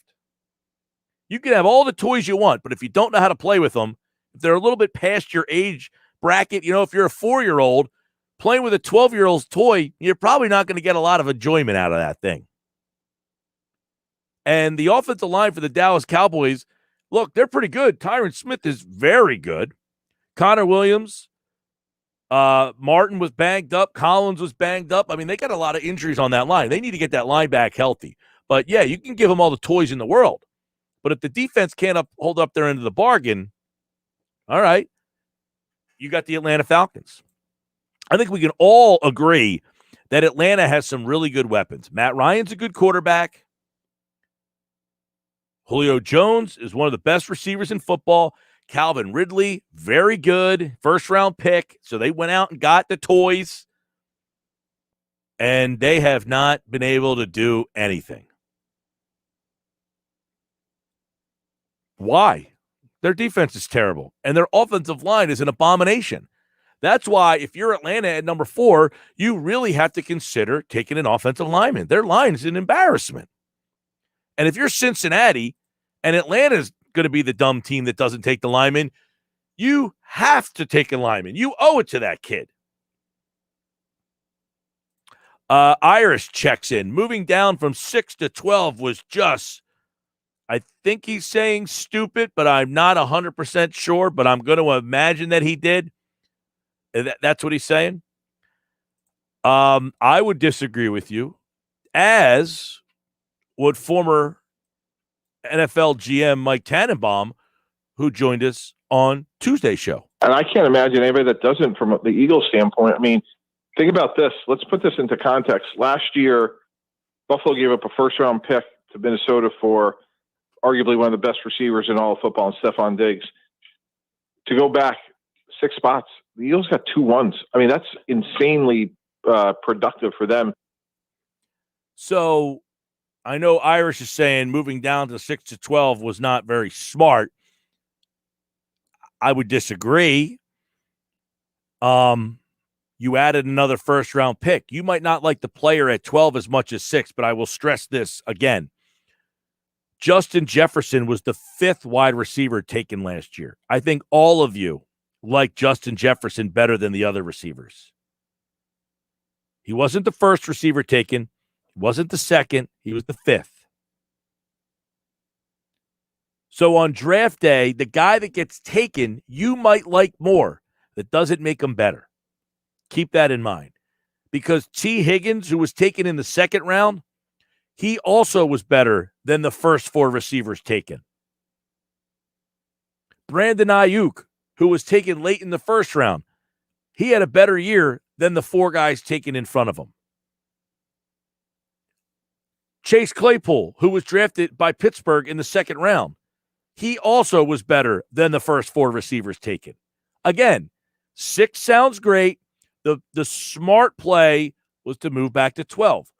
The whole point here, Irish, the Eagles were not fixing their problems with one player. If you want to live in a fantasy world and say whatever guy they were taking at number 6 is going to turn this thing around, it's not the way you turn franchise around. That's the way you turn perpetually into the Cincinnati Bengals. That's how you perpetually become the Atlanta Falcons. You go take Julio Jones, then you follow it up with Calvin Ridley because it's a lot of fun to take the high-profile skill position player. But you know what that does for you? It gets you picking at number 4 again. Do the smart thing. Move back, get a really good player at 12, and then get another really good player in next year's draft in the 1st round. When the team that's sitting at the pick at number 6 is saying, why didn't we make the playoffs? Because you had more holes than just getting one player. So, yeah, it's going to be frustrating to see a player like Pitts that may have been on the board at 6 if he goes to another team. But if he goes to the Atlanta Falcons and they can't block and they can't get Pitts the ball, he turns into Tony Gonzalez, a really good player who won about as much as you and I did. I mean, Tony Gonzalez is the greatest tight end to ever play the game. Never won a damn thing.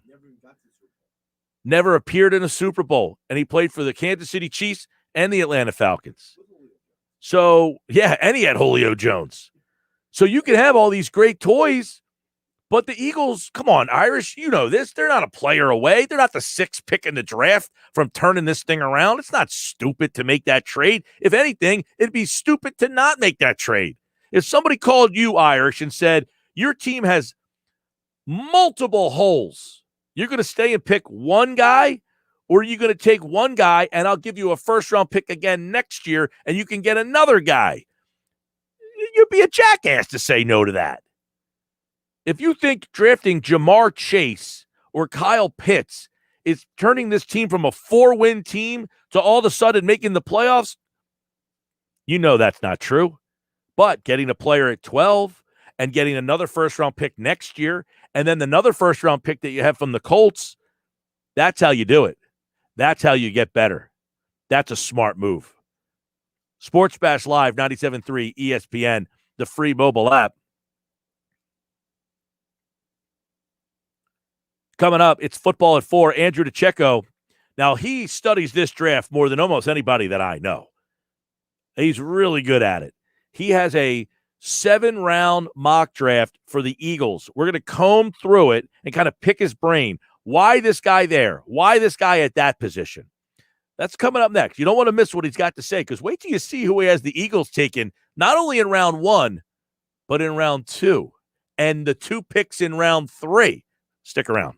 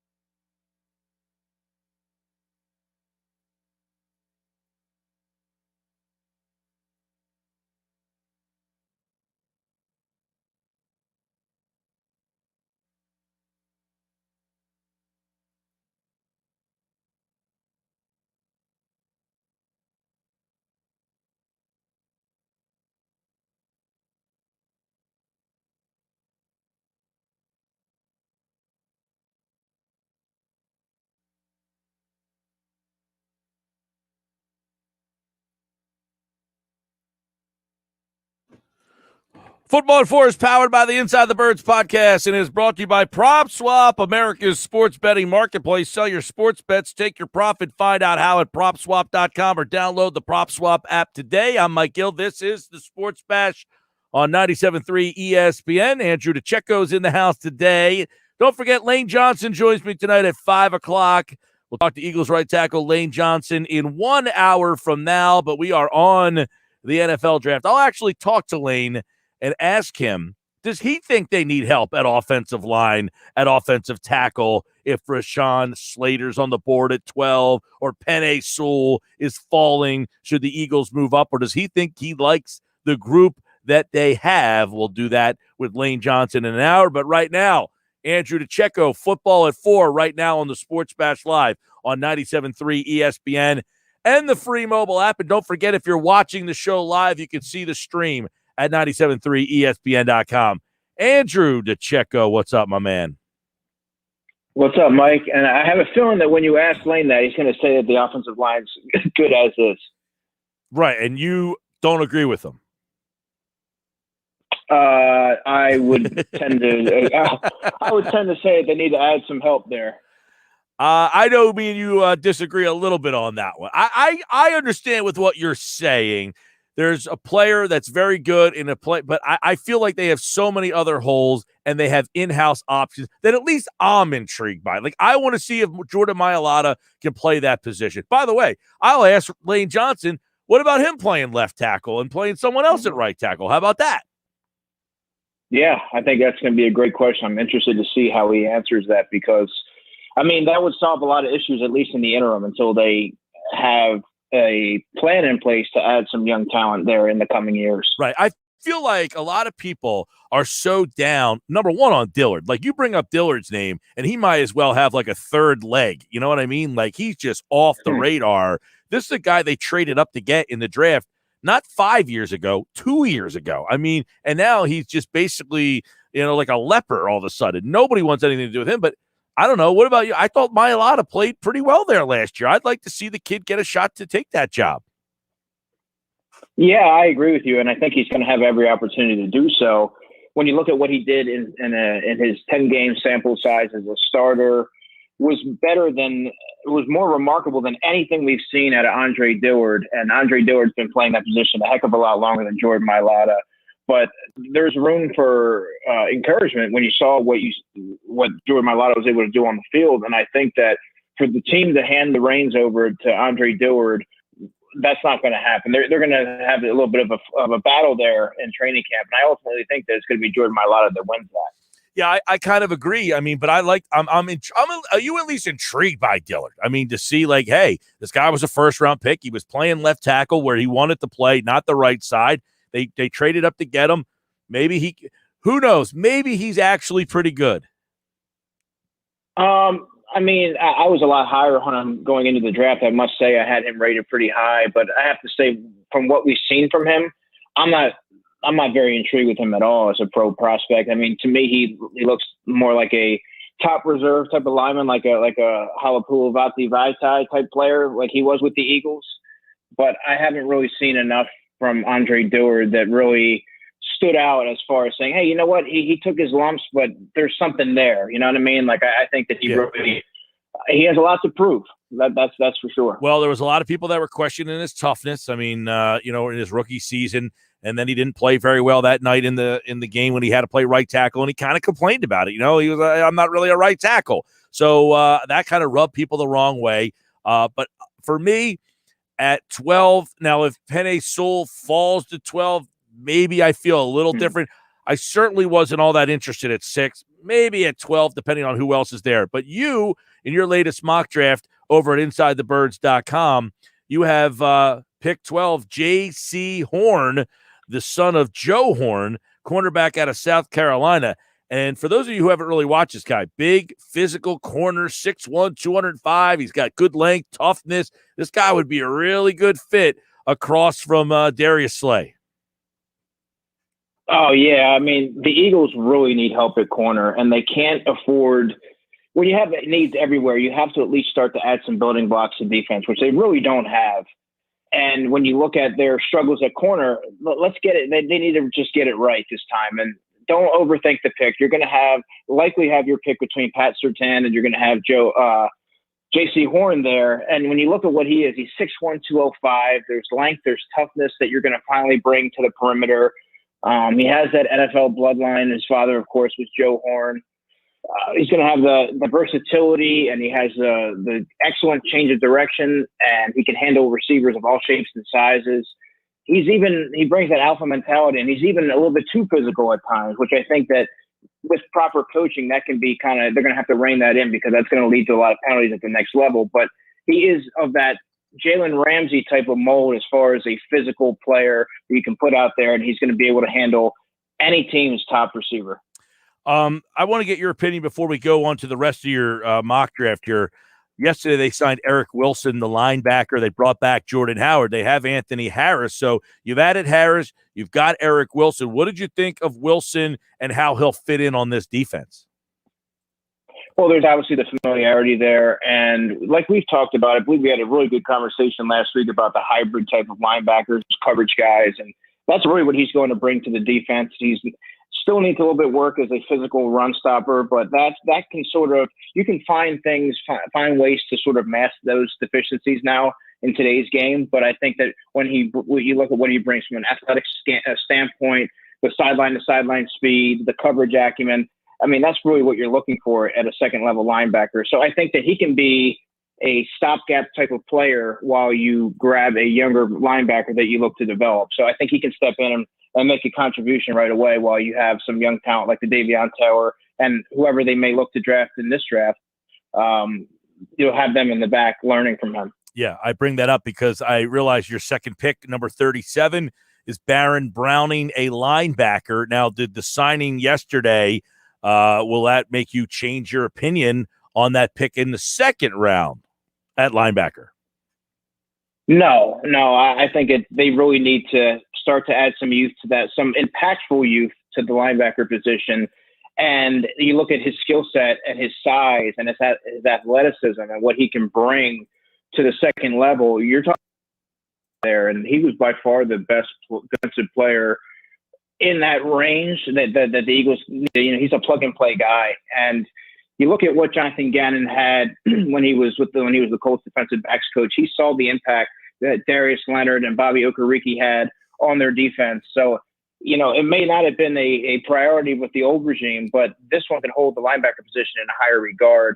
So I think that's something to keep in mind and not entirely rule out. And he has the skill set of the modern NFL linebacker, and that's really what the defense needs right now. They tried that with Nathan Gary, that he's a former safety, and they liked his athleticism, but it just didn't work out. Davion Taylor still a ways away from making contribution, but Browning, he's a plug and play guy that can step in and start day one. All right, we're talking with Andrew DiCecco, Football at 4. We do it every day, 4:00 football, right here on the Sports Bash. We've got some questions coming in on the video stream that we want to throw your way on the draft, Andrew. Beth wants to know, would you be mad? Now, I mean, obviously you're not mad or happy. You're covering the team, but do you think it would be a good pick or a bad pick if the Eagles went with Caleb Farley? Are you starting to get concerned with the back problem? So if they took him at 12, what would you think? Well, Beth, that's a great question. And I always had Caleb Farley ranked as my top corner going into the draft. I thought that J.C. Horn could challenge for the top cornerback spot. But obviously now by default, it's between him and Surtain. I think, unfortunately, Caleb Farley's going to tumble a little bit out of the first round because of the injury history, the back issues. He had the ACL in 2017. But out of all the corners, the top, the big three, I should say, he has the highest upside. It's going to be availability is going to be his biggest question. And when the Eagles, with their lengthy injury history, and the Sidney Jones, that starts to come into play there, the history there, and I think that they might want to stay away from bringing in that type of player into the fold. All right, let's get some more questions here before we continue to go through your mock draft. Andrew, do you still feel the same way about the Eagles trade if they end up with someone like Kwity Paye or an offensive lineman now, or if they trade back again? That's another great question. And yeah, I like the trade either way because they did add another asset. They're still going to get a difference maker there at 12. You mentioned Kwity Paye, and Kwity Paye is somebody that's not going to be flashy. It's not going to generate a very desirable headline. It's not a gaudy pick, but he has inside outside versatility. He's powerful. He's athletic, and he really adds a significant depth to a position of need. The Eagles really don't have a contributing young defensive end you can rely on outside of Josh Sweat. I don't include Derek Barnett in that because he still has a lot to prove. But Josh Sweat is someone that he's not really equipped to handle the lion's share of snaps due to his lengthy injury history. So I think adding a guy like Kwity Paye, Brandon Graham's getting a little bit older, that would be someone that I think would have a long-term benefit, and it might not pay off right away, but I think that he's kind of like Brandon Graham. I think that he would eventually be a long-term fixture off the edge. All right. So I think they're going to get a contributing player there at 12. Another question coming in wants to know, interesting question from the Inside the Birds guys today. So this guy's listening to both Inside the Birds and Football at 4. Cannot get enough football. Says they believe, I guess that's Mosher and Kaplan, that Carolina takes a cornerback now, which would potentially take one away from the Eagles. And I think we think Dallas might take one at 10. So do you think that 8 Carolina and 10 Dallas both take corners? Well, I think it's feasible that Carolina certainly takes one. They need help on their defense in a big way, and they're going to have a chance to select the top corner, which will, by most accounts, it's going to be Pat Surtain. And I think that he's a plug-and-play guy that can step in right away. He has a more refined skill set than the other two premier blue-chip corners. But as far as Dallas, let's not forget they took Trayvon Diggs last year. They have a lot of other needs as well. So that's far from a certainty that they would take a corner. But I do see Carolina as a probable now that they might take a corner, which I think, kind of goes to my point, which I think that J.C. Horn could kind of fall right into the Eagles' lap there at 12. All right, a couple more comments coming in for Andrew DiCecco here. Harris wants to know, who do you, Andrew, see Dallas and New York drafting at number 10 and 11? Well, I think Dallas could be certainly in play for maybe a Micah Parsons. I think that his skill set might be too tantalizing for Jerry Jones to pass on. I also wouldn't be surprised if they go like the Devontae Smith route to add some more weaponry to their offense. They usually don't shy away from that. It's kind of hard to say what direction they can go. Russo at the edge rusher. They can go a lot of ways because, like the Eagles, they have a lot of deficiencies. So those are just a few guys I can see them going. Corner ordinarily would be a direction I could see them possibly going, but they did add Trayvon Diggs last year, so I kind of think that might go out the window. All right, talking with Andrew DiCecco here, Football at 4, powered by the Inside the Birds podcast. If you guys have questions for Andrew, you can continue to send them in on the video stream. Frank says he hears Dallas is in love with Kyle Pitts. If Dallas gets him, they will be almost impossible to stop. You think Dallas is in play for Pitts if he's at number 10? Although I don't think you think he's going to be at 10. I don't believe he'll be at 10, Frank. But I mean, man, if you're Jerry Jones and it's going to be hard for him to pass on a Kyle Pitts. He's enamored with his offensive skill players. We know that. We see that. He came away with CeeDee Lamb last year, and he loves Zeke Elliott. And I think that the prospects of adding Kyle Pitts at 10 are slim. But if he's there, you can rest assured that I think that's going to be their pick. All right, here's one for you. Would Andrew mind if the Eagles double dipped at corner? And what are the options in rounds 3, 5, and even round 2? So, I mean, double dipping at quarter, I would almost say you wouldn't mind. You would advocate. Yeah, they really do need a pair because, I mean, Darius Slay's not getting any younger, and they really need to start. Kind of like when they added Lito and Sheldon back in 2002. That's really what they need. They need to retool that entire secondary, and it's going to take a couple years. But, yeah, this is the draft to start to add some of that talent because you can find guys in the 3rd, 4th round. Even in the 2nd round, I like Eric Stokes from Georgia in the 2nd round. even on day 3, there's a guy named Thomas Graham. He's more of the nickel mold. He's a 5'11", 200 pounds, scrappy guy, tough, great short area quickness. He's from Oregon, and I think that he could step in day 1 and play some nickel for you. I mean, there's going to be a ton of those type of guys out there, and hopefully they come away with 2, because that's really what they need. And also Tate Allen from UCF is someone who's sort of climbing up draft boards. He's a little bit longer, not quite as quick as some of the other corners that I mentioned, but I think he also offers some length and size that Jonathan Gannon's worked with in the past, so he'd be a name to watch as well. Bruce says, I wouldn't mind doubling down on corner. Andrew, what do you think about Horn and Samuel at pick number 37? Wow, that's something to think about. I mean, talk about that pairing. You get the best of both worlds. You get an alpha, tough, physical, tenacious corner like a J.C. Horn. Then you get a playmaker, a scrappy, aggressive corner on the other side. They can play inside or outside. He played a lot of man coverage in college, and I do think that he's the type of player that you would feel comfortable selecting because of his pedigree, and you have the sense that his dad is not going to let his son be a bust or not ready to step in and contribute on day 1. So I think that he would be a safe option and also a great fit. So that's something to really keep an eye on as well. That's a great question. All right. I want to go back to your Eagles mock draft. You've got the Eagles going corner, linebacker, edge rusher with Patrick Jones from Pittsburgh. 4th round is finally, this would be late 3rd round, right? Is pick 84 would be late in the 3rd. So that's where the Eagles, you finally have them going wide out with that 2nd pick in the 3rd round with De'Ami Brown out of North Carolina. Yeah, I mean, wide receivers in need, don't get me wrong, but you also don't want to reach, and you don't want to force something if it's not there. And they're going to have an opportunity this is a deep wide receiver class, and they're going to have an opportunity to get somebody like a De'Ami Brown for North Carolina. And, you might hear, he's not going to be there at 84. One thing you learn, it's a rule of thumb when assessing the draft, is you never speak in absolutes, because every year there's always someone who slides. You look at Chauncey Gardner-Johnson. A few years ago, everybody had him pegged as a 1st-round pick, and he went in the 3rd round.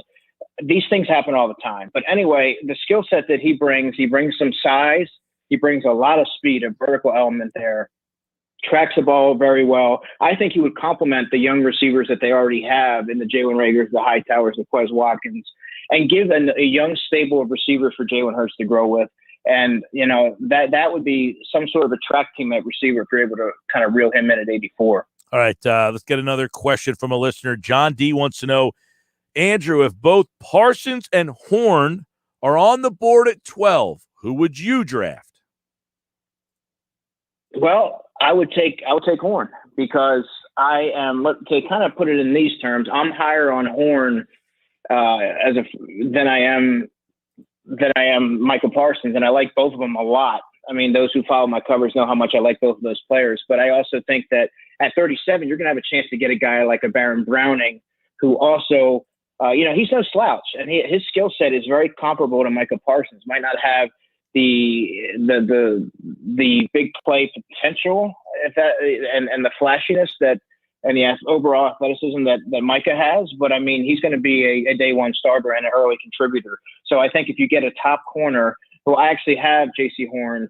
I mean, throughout the whole draft process, I was like, yeah, he might be my cornerback 1. You get a top corner, and then you get the 2nd best linebacker by many accounts. I mean, that's a pretty good haul. Also, a question, Andrew.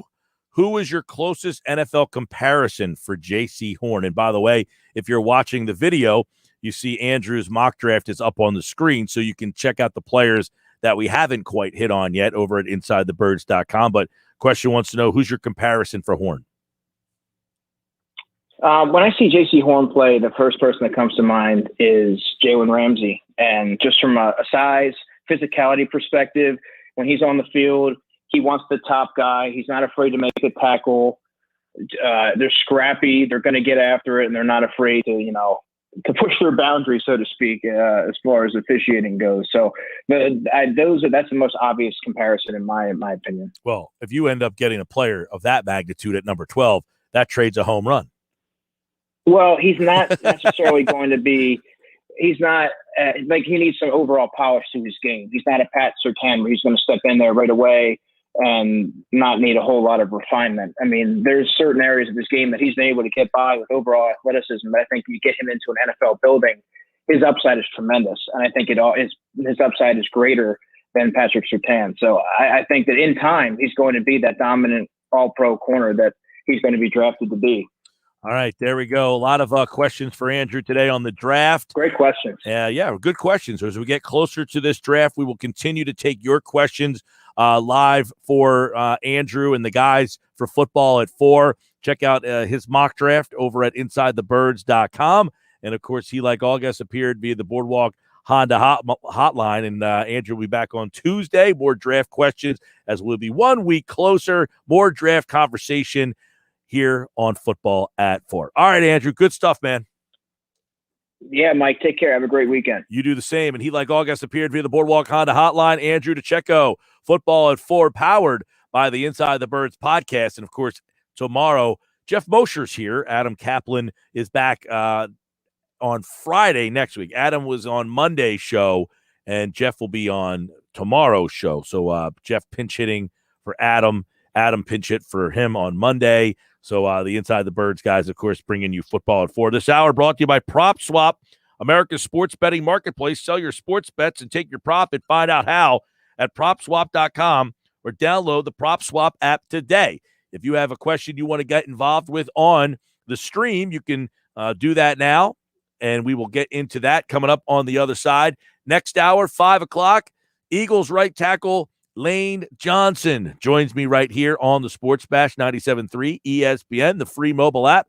Download at 973ESPN.com/app. And I got another chance for you to win $1,000. Yep, up to 10 grand.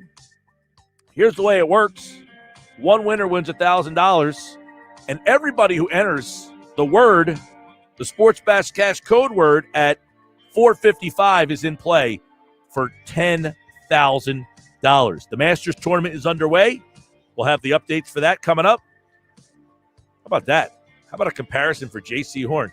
Wasn't a bad one, was it? Makes you think about having him at number 12, doesn't it? Sports Bash Live, 97.3 ESPN, the free mobile app. Get your Eagles draft questions in. We'll continue to answer them coming up next.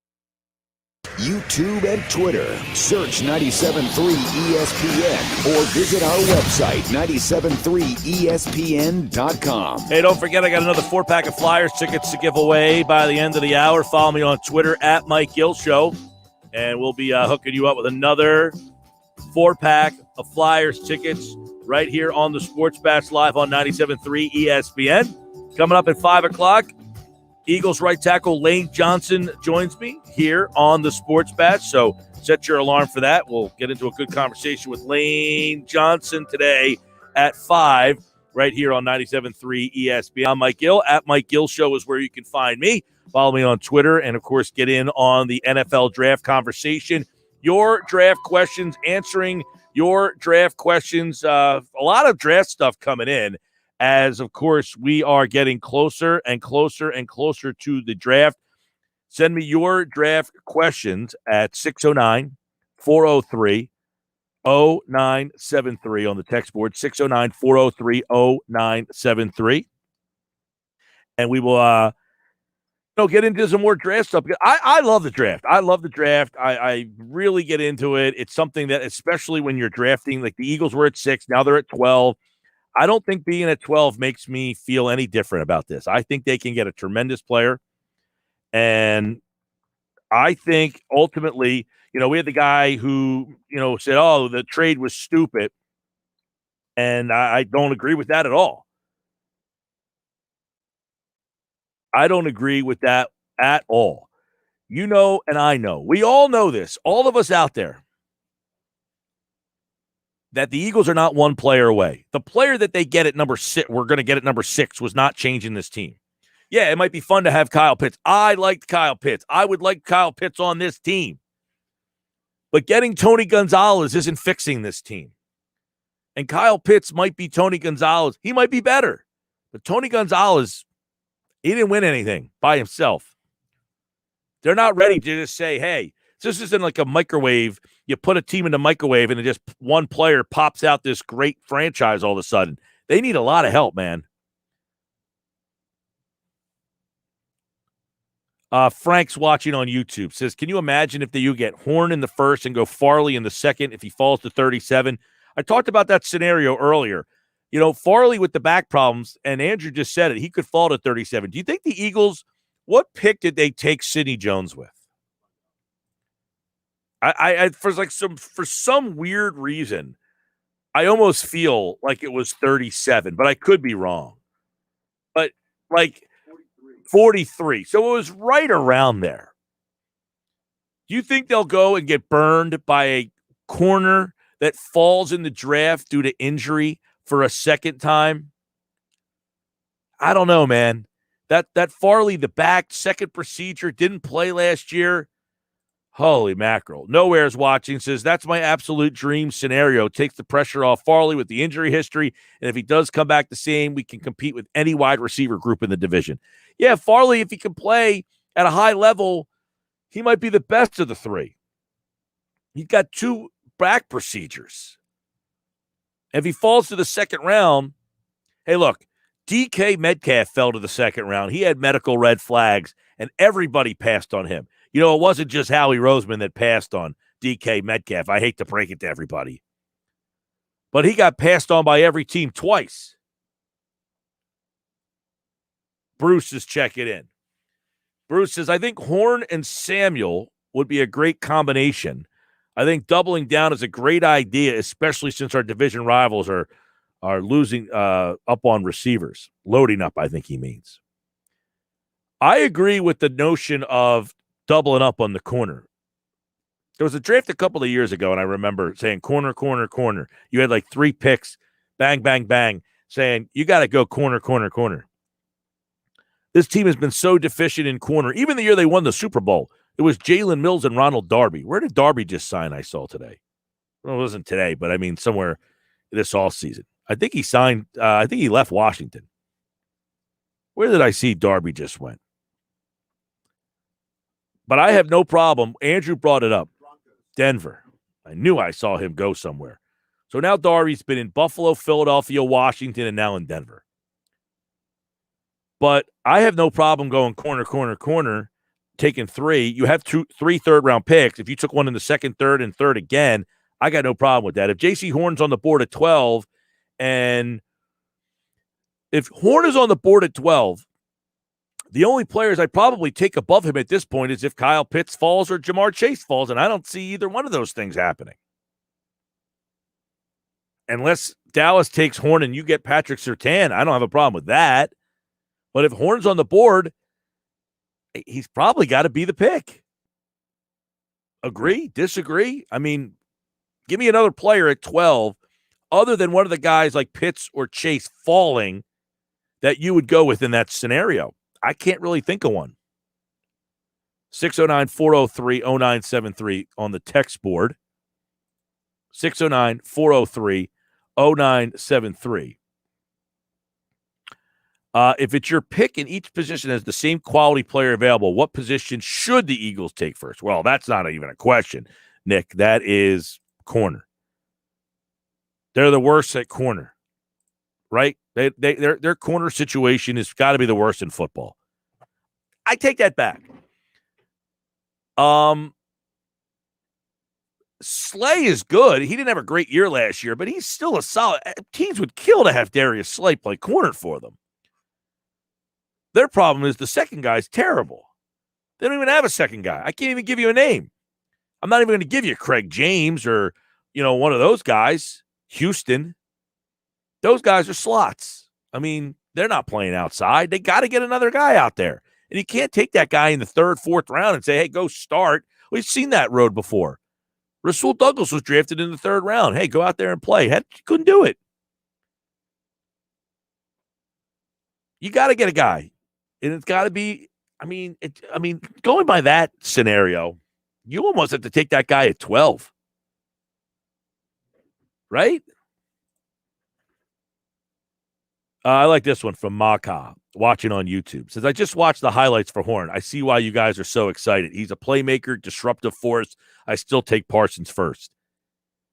I don't have any problem taking Micah Parsons. Now, I will say this. J.C. Horn, he did opt out halfway through the year. he opted out in like November, so maybe not halfway through the year. So he did end up not playing the full season for them, but he wasn't like Caleb Farley. And Micah Parsons is who I'm telling you. Micah Parsons opted out the entire season. Horn opted out in like mid-November. So just to give a little clarity about the Horn thing, because I've actually seen this narrative brought up, like this guy quit halfway through the season kind of thing. Well, I don't want to say that he quit. All these guys opted out for legitimate. They had the option to not play because of COVID. But his wasn't specifically COVID. So to go back during the season, South Carolina fired Will Muschamp halfway through the year. And the way they did it was really distasteful because basically at South Carolina, it was a dumpster fire last year. They were supposed to be better. They weren't. And the organization, the athletic department at South Carolina originally said, we're not going to fire him because we don't want to eat the money. Then all of a sudden they decided to fire him. And there were a bunch of South Carolina players who were like, well, you told us you were keeping the coach. Now all of a sudden you fire the coach and you're actively looking for another guy. Why should I be here, basically? Yeah, I'm not blasting him. I'm just saying he did opt out. So he did. My point was not that he quit, that he didn't play a full year. Because I'm comparing him to Parsons, who opted out and didn't play at all. Right. And Parsons' situation was obviously he was concerned about COVID and the fact that Big Ten didn't even start the season until November. Micah Parsons might have actually played if there was a regular season. Well, I think James Franklin indicated that the other day on KJZ. He said if the Big Ten would have handled it better, he might have played. Yeah, so there's so many variables going into this stuff. Like Penei Sewell didn't play for the same reason. Pac-12 started later than the Big Ten. Yep, they've started the week after. Caleb Farley did not play either. So you got 3 guys that you're talking about in the first round Slater, in the top too. 15. He opted out as well, Northwestern. There's another one. You got 4 guys, 5 guys. I mean, at least 4 who are going to go in the top 20. Parsons, Farley, who may now be dropping not because he opted definitely out. Parsons, definitely Penei Sewell, definitely Jamar Chase, and then Jamar Chase is another one. And then Slater. So you got 4 guys who will go in the top 20. Just think about that. These guys didn't play any college football last year. And a big part of it was because their conferences totally bungled the whole situation. Think about how much of the crapshoot the draft is already when they do play. And now they don't play at all. So you're going off of tape from a year ago. And that's why a lot of teams are saying, I'll defer to 2022. Well, that's why the Eagles have more of a sample size. That's why the Eagles took the draft pick next year from San Francisco, Miami. We'll just take another pick next year when we have more information, when guys aren't opting out. Those picks next year are going to be gold because teams are going to actually have a full year of tape on these guys to fully evaluate them. All right, Dave wants to know, Horn or Waddle, Horn or Smith? That's an interesting question. So if Waddle's on the board and Horn is there, who do you take? If Smith is on the board and Horn is there, who do you take? That's a tough one. I mean, it's not tough for me. You want the corner. I want the corner. This idea that you take a wide receiver, as you said earlier, Mike, and it solves all your problems, to me is a bunch of garbage. You are in a division with Amari Cooper, CeeDee Lamb, Michael Gallup, Curtis Samuel, Terry McLaurin, Darius Slay, Kenny Galladay. Who the heck is guarding those guys? I don't think Devonta Smith is doing it. No, but the problem is on your side of the ball, you don't have anybody that anybody else has to cover either. I'll deal with that later. Sure. I mean, I probably would take Horn in that situation over Waddle. And it's going to be tough, though, that if those guys fall to 12, and I think there's a good chance that one of them will be, I think this decision might come up. I'm not very high on Devonta Smith, as you know, because I feel like he needs to put on weight. He might need to basically redshirt a year before he really reaches his potential. So then you have another guy, Eagle fans are going to be like, this guy didn't play at all or didn't play well this year. So you got to deal with that for another year with the Gill and Rager stuff. And Waddle, I like Waddle a lot. My question with him is he an outside receiver or is he a slot receiver? I'm not fully sure what. Well, I think you got to find that out about Rager too. Is he an outside receiver? Is he a slot receiver? Where's he going to do his damage? The only thing that intrigues me about the receivers is the fact that I think Sirianni can work with these guys. He's a receiver guy. Yeah. Him and Steichen both have a very long track record of getting the best out of receivers. Right. That's why I'm intrigued by receiver, is because I like the opportunity that Nick Sirianni working with those guys can get the most out of them. Makha wants to know, why risk injury if you're already a highly touted first rounder? It's a fair question, but I have an answer for you. Because if you want to be the best player that you can be, sitting out for a year doesn't help. No. Playing football is how you become the first round. That's how you achieve excelling in that position instead of becoming a bust. And they say, well, why was this guy a bust? Well, he chose to not play. Injuries happen. I hate this whole notion. We've gotten to this world where, well, I don't want to play in a game because I might get hurt. Injuries happen. Like maybe this wasn't your calling, because if you didn't get hurt playing in this game, you might get hurt playing in that game, you know? Also, don't forget, you know who got drafted high and sat out for a year and now he's bouncing around the league? Jadeveon Clowney. How'd that work out for him? Well, he's been bouncing all over because of the injuries. Right, but sitting out a year didn't prevent him from injury. Oh, right, no, right. I'm saying that's what I'm saying. He's been bouncing all over the place because he can't stay healthy. You can sit out for a year in college, not get injured, then go to the NFL again. Well, and he said you got to get the dinero. If that's your mentality, then you're a losing player. You're not in it for the right reason. Right, you're not in it to be a great player. You're in it for the money, and that's a wholly different situation. And listen, that's fine if that's your priority, Absolutely. but don't expect me to rely on you in crunch time. No, here's the point. If you're in it, if you said got to get that dinero, that's a losing mentality. You're a loser. Because you're not in this to be in the league to be a great player. You're in the league to become a millionaire and make that money, which is fine. But becoming a great player happens because you played the year before. I'm not saying Jamar Chase is in this to get that money. They had the COVID situation. It was a disaster this year. These poor kids were put in a terrible situation. So I'm not saying that they're only in it for the money. But I would imagine if they had the option to play a regular season with fans and everything starting on August 31st, they would have opted to play. And don't forget about the fact that I think a lot of guys, if things would have been handled differently, they might have decided differently. Because, again, we mentioned multiple guys from the Big Ten here. Slater, Parsons, these guys, Pac-12 for Penei Sewell, these guys, their conferences put them in a very bad situation. They sure did.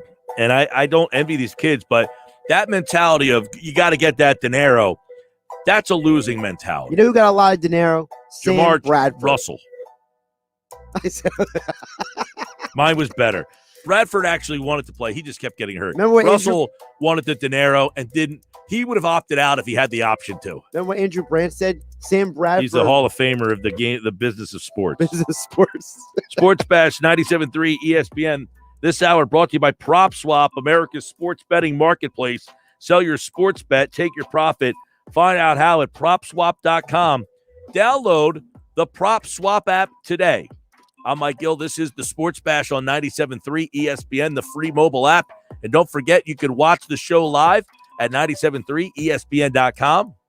All right, this break, I'm going to be tweeting out the Flyers code.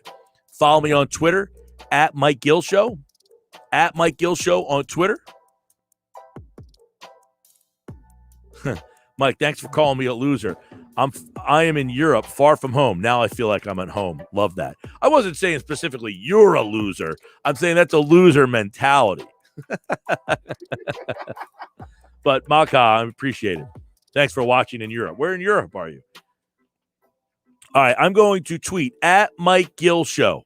At Mike Gill Show. Follow me there. I'm going to tweet out the Flyers code, and first person who gets it and text it in to 609-403-0973, you're going to win a 4-pack of tickets to the Flyers game this Sunday against the Sabres.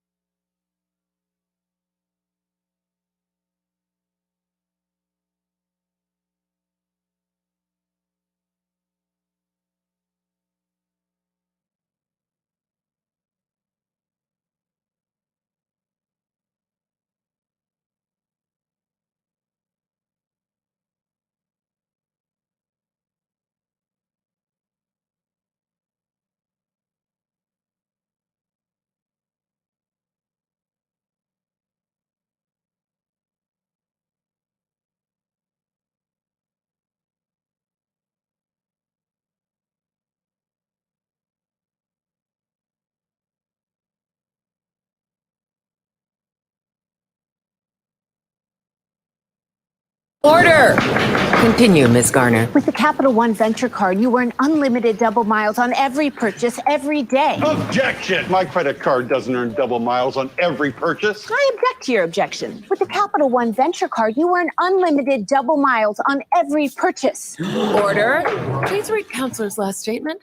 With the Capital One Venture Card, you earn unlimited double miles on every purchase. I'll allow it. No further questions, Your Honor. Well, just one. What's in your wallet? Capital One Bank USA, N.A.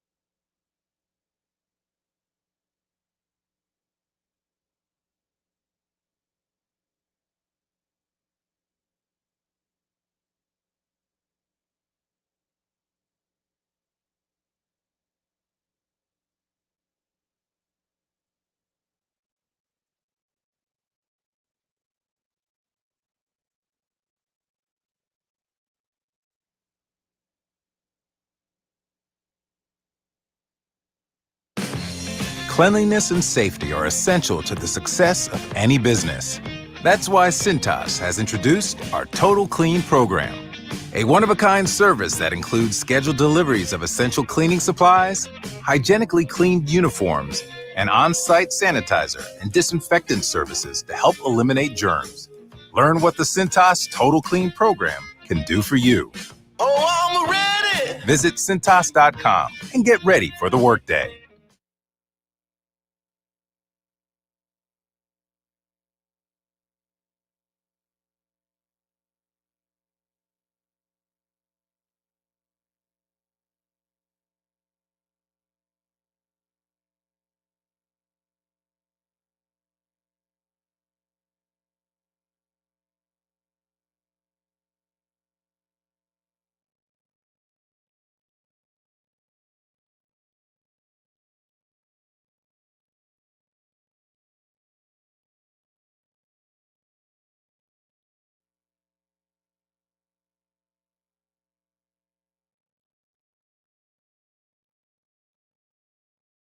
Now, back to the Sports Bash on 97.3 ESPN. All right, welcome back inside the Matt Black Kia Studios, Sports Bash Live, 97.3 ESPN, the free mobile app. Mike Gill answering your draft questions. Eagles at number 12. Tell me what is on your mind. Lane Johnson at 5 o'clock tonight. Get the app, 973ESPN.com/app. Powered by First Bank of Seattle. I have the Sports Bash Cash code word. We got a winner for the Flyers tickets. Matt Green in Egg Harbor Township was the first one to respond. Legion of Doom. Going back to some better Flyers times. Flyers are terrible right now. They play tonight against the Islanders. Hopefully they can turn some things around. We got a 4-pack of tickets for Matt Green in Egg Harbor Township. Legion of Doom. Congratulations, Matt. You're the winner of the 4-pack of tickets to the Flyers this Sunday. And we'll have 4-pack of tickets throughout the month of April. Flyers are back on Broad Street, and fans are too. Don't miss out. Live hockey action at the Wells Fargo Center where the Flyers take on the Buffalo Sabres Sunday, April 11th at 2 o'clock. All fans receive a Flyers rally towel. Get your tickets now at PhiladelphiaFlyers.com. All right, coming up, Lane Johnson at 5 o'clock. We're answering your draft questions. We got more. By the way, my man Maka is watching the show in Greece. Not bad. Get your Eagles news over there. All right, Dave has a huge amount of questions here. I'm going to do my best, Dave. It's so big it takes up half the screen. You ever see a question this long on the video screen? Just my opinion, he says. I like how he spells that out. And I have a lot. I believe that Waddle or Smith will really be number one wide receivers, and you have to be fair to Hurts. It's a great point. If you want to do something for Hurts, get him a receiver. I have no problem with that. I just don't know that position, as bad as the receivers have been, I think they have more upside than the Eagles' corner. I don't think I know. The Eagles' corners are flipping awful. I can't go another year with Avonte Maddox. He played at Pitt, so he stinks to begin with. But I'm not playing him on the outside. But your point is right. He said this basically is a prove-it year for Hurts. Give him the best opportunity to succeed. He could be your quarterback for the next 10 years. It's not about making the playoffs next year. This is a Hurts year to show that we don't have to take our 3 first-rounders next year and draft a quarterback. Surround him with every stud that you can. Here's what I'll say, Dave. Your point is accurate. However, there's more depth at wideout in this draft than there is at corner. And if they don't get the corner at 12, they might be in trouble. And I know what you're saying. It's not about making the playoffs this year, but you got to start putting a team together. I think that Jason Fitz brought it up yesterday. He made a great point. That, I think it was Jason Fitz. It might have been Mike Tannenbaum on Tuesday. That the San Francisco 49ers built the whole team. And now they need the quarterback. But they have everything else in place. If the Eagles just get the quarterback and have nothing else, you're almost wasting the quarterback anyway. You don't want a situation where you have this quarterback who has no defense, can't stop anybody. You know, we talk about this quarterback all the time. Wouldn't we all love to have Aaron Rodgers? We would all love Aaron Rodgers. He's won 1 Super Bowl, right? Drew Brees, one of the greats. Aaron Rodgers, one of the greats. What do they have in common? They each have 1 Super Bowl, and that's it. Those teams around them haven't been good enough. They just simply haven't been good enough. So there's a whole dynamic here of what comes first, the chicken or the egg, really. Jason Fitz yesterday was on the Sports Bash. I asked him about that very scenario about the 49ers. Look at the 49ers. The 49ers have played chess while everybody else is playing checkers, right? They didn't jump on quarterbacks when they had other opportunities. They built the best roster they possibly could, and then they invested in a quarterback that turned out to not be the guy. Now they've got such a great roster, they can take the leverage risk. I don't mind leverage risk for quarterback. I mind leverage risk for quarterback when the rest of your roster isn't good enough, and that's where the mistake comes in for other teams that trade up. That's Jason Fitz from Spain and Fitz on 97.3 ESPN. I thought it was a great point. They can afford to give up 3 picks to go get a quarterback because they have no holes at the other spots on the field. They have filled those holes. But I see what you're saying, Dave, that quarterback is by far the most important position in football. Aaron Rodgers has 1 Super Bowl. Drew Brees has 1 Super Bowl. There's not many better than those. You can't win it all by yourself. So while, yes, it is the most important position, you still need to have a competent team when the quarterback's ready. I think the Eagles are more incompetent at corner than they are at wide receiver. It's a Sports Bash Live on 97.3 ESPN. Don't forget this hour of the show. It's brought to you by PropSwap, where America buys and sells sports bets. It's a great week to use PropSwap. The Masters, oh my gosh, Spieth was 60-1. Can you imagine selling that ticket right now at PropSwap.com? I should have got on that one. All right, I got a Sports Bash cash code word right now. Cash up to $10,000. Enter the code words every day at 973ESPN.com or with the free mobile app. The more codes you enter, the more chances you have to win up to $10,000. Here's the Sports Bash Cash code word. Cherry. Cherry. Cherry. Enter it now on our website, 973ESPN.com, or use the free mobile app. Sports Bash Cash is brought to you by Jersey Shore Federal Credit Union for all your lending needs. Get the next Sports Bash Cash code word at 5:55. It's Sports Bash Cash 10 times a day, every weekday at 55 after each hour from 9:55 a.m. to 6:55 p.m. Listen all day for your chance to win Sports Bash Cash up to $10,000.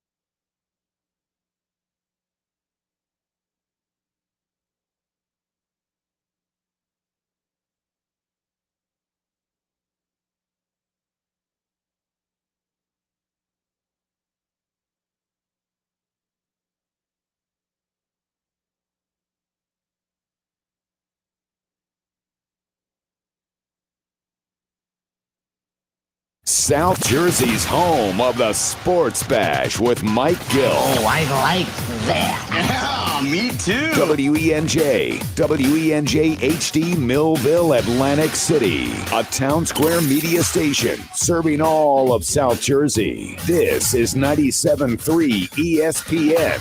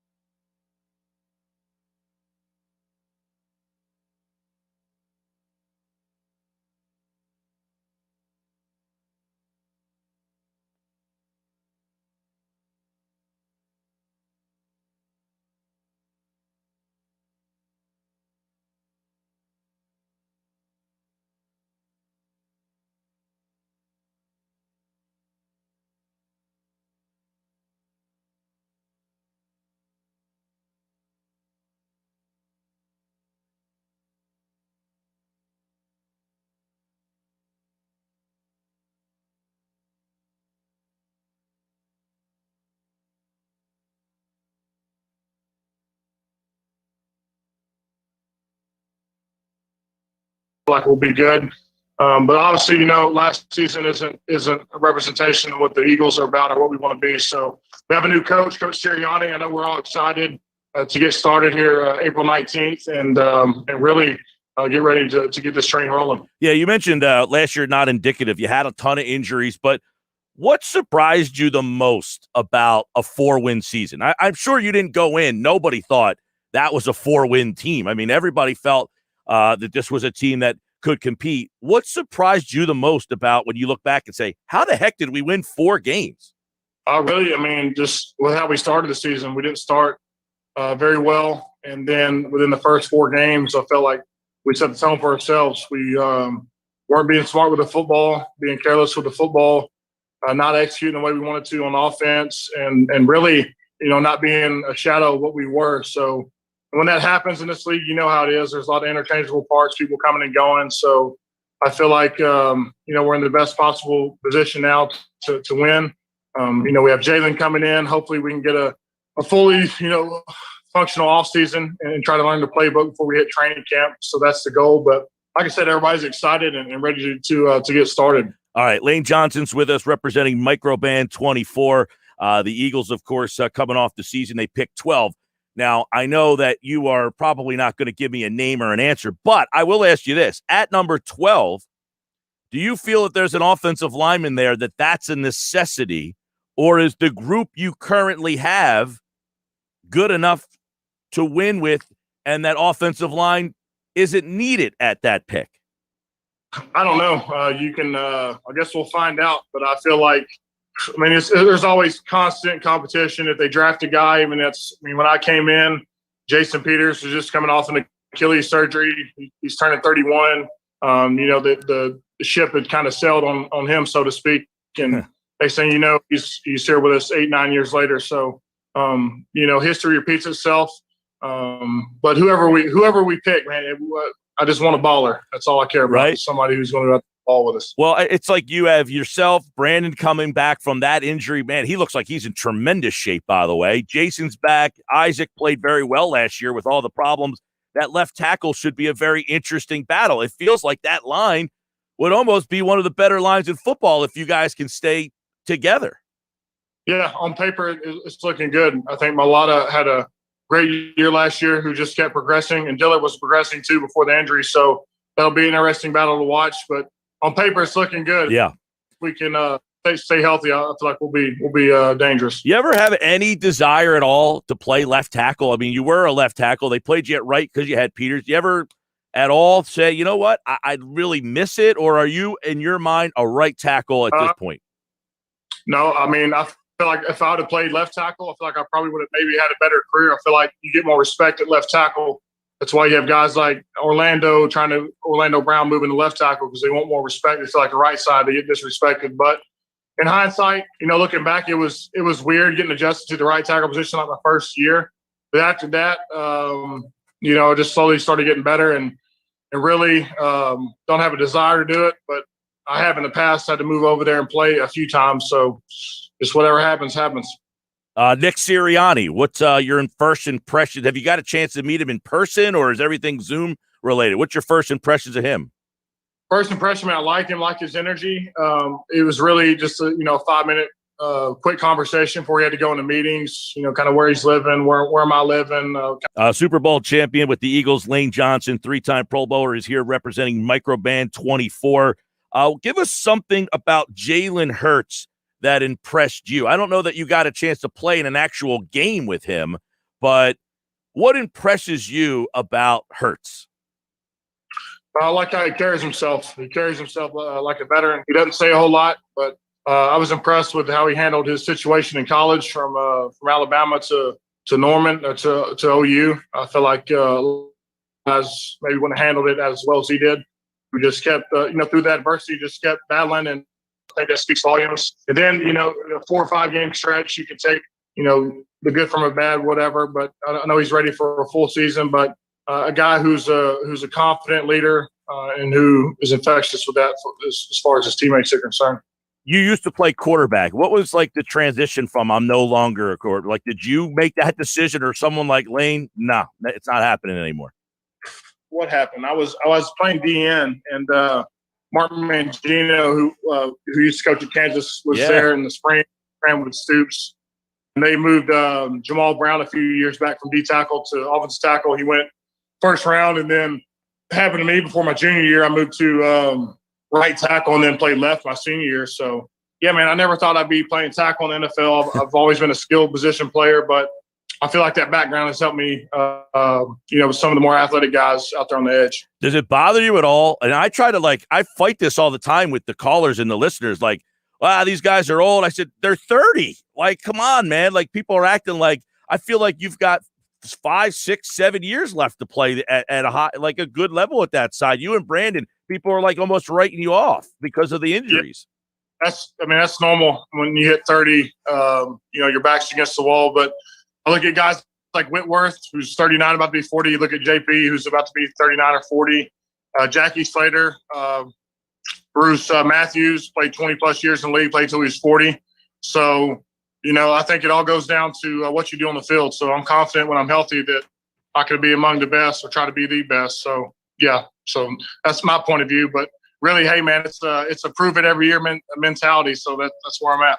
Well, I'll tell you what, your work this offseason on the ankle to get back, but also Microband 24, your volunteer experiences with the frontline workers, I think that needs to be talked about a lot more because what's going on has not been easy on anybody. And to have the status that you have and to be out there volunteering, big thumbs up to you. We hope you're healthy all year because I think I'm one of the few that keeps saying if this line is healthy, that to me is people don't give credit to the linemen, but if the line is healthy, I see a 2012 to 13 type of change for this team.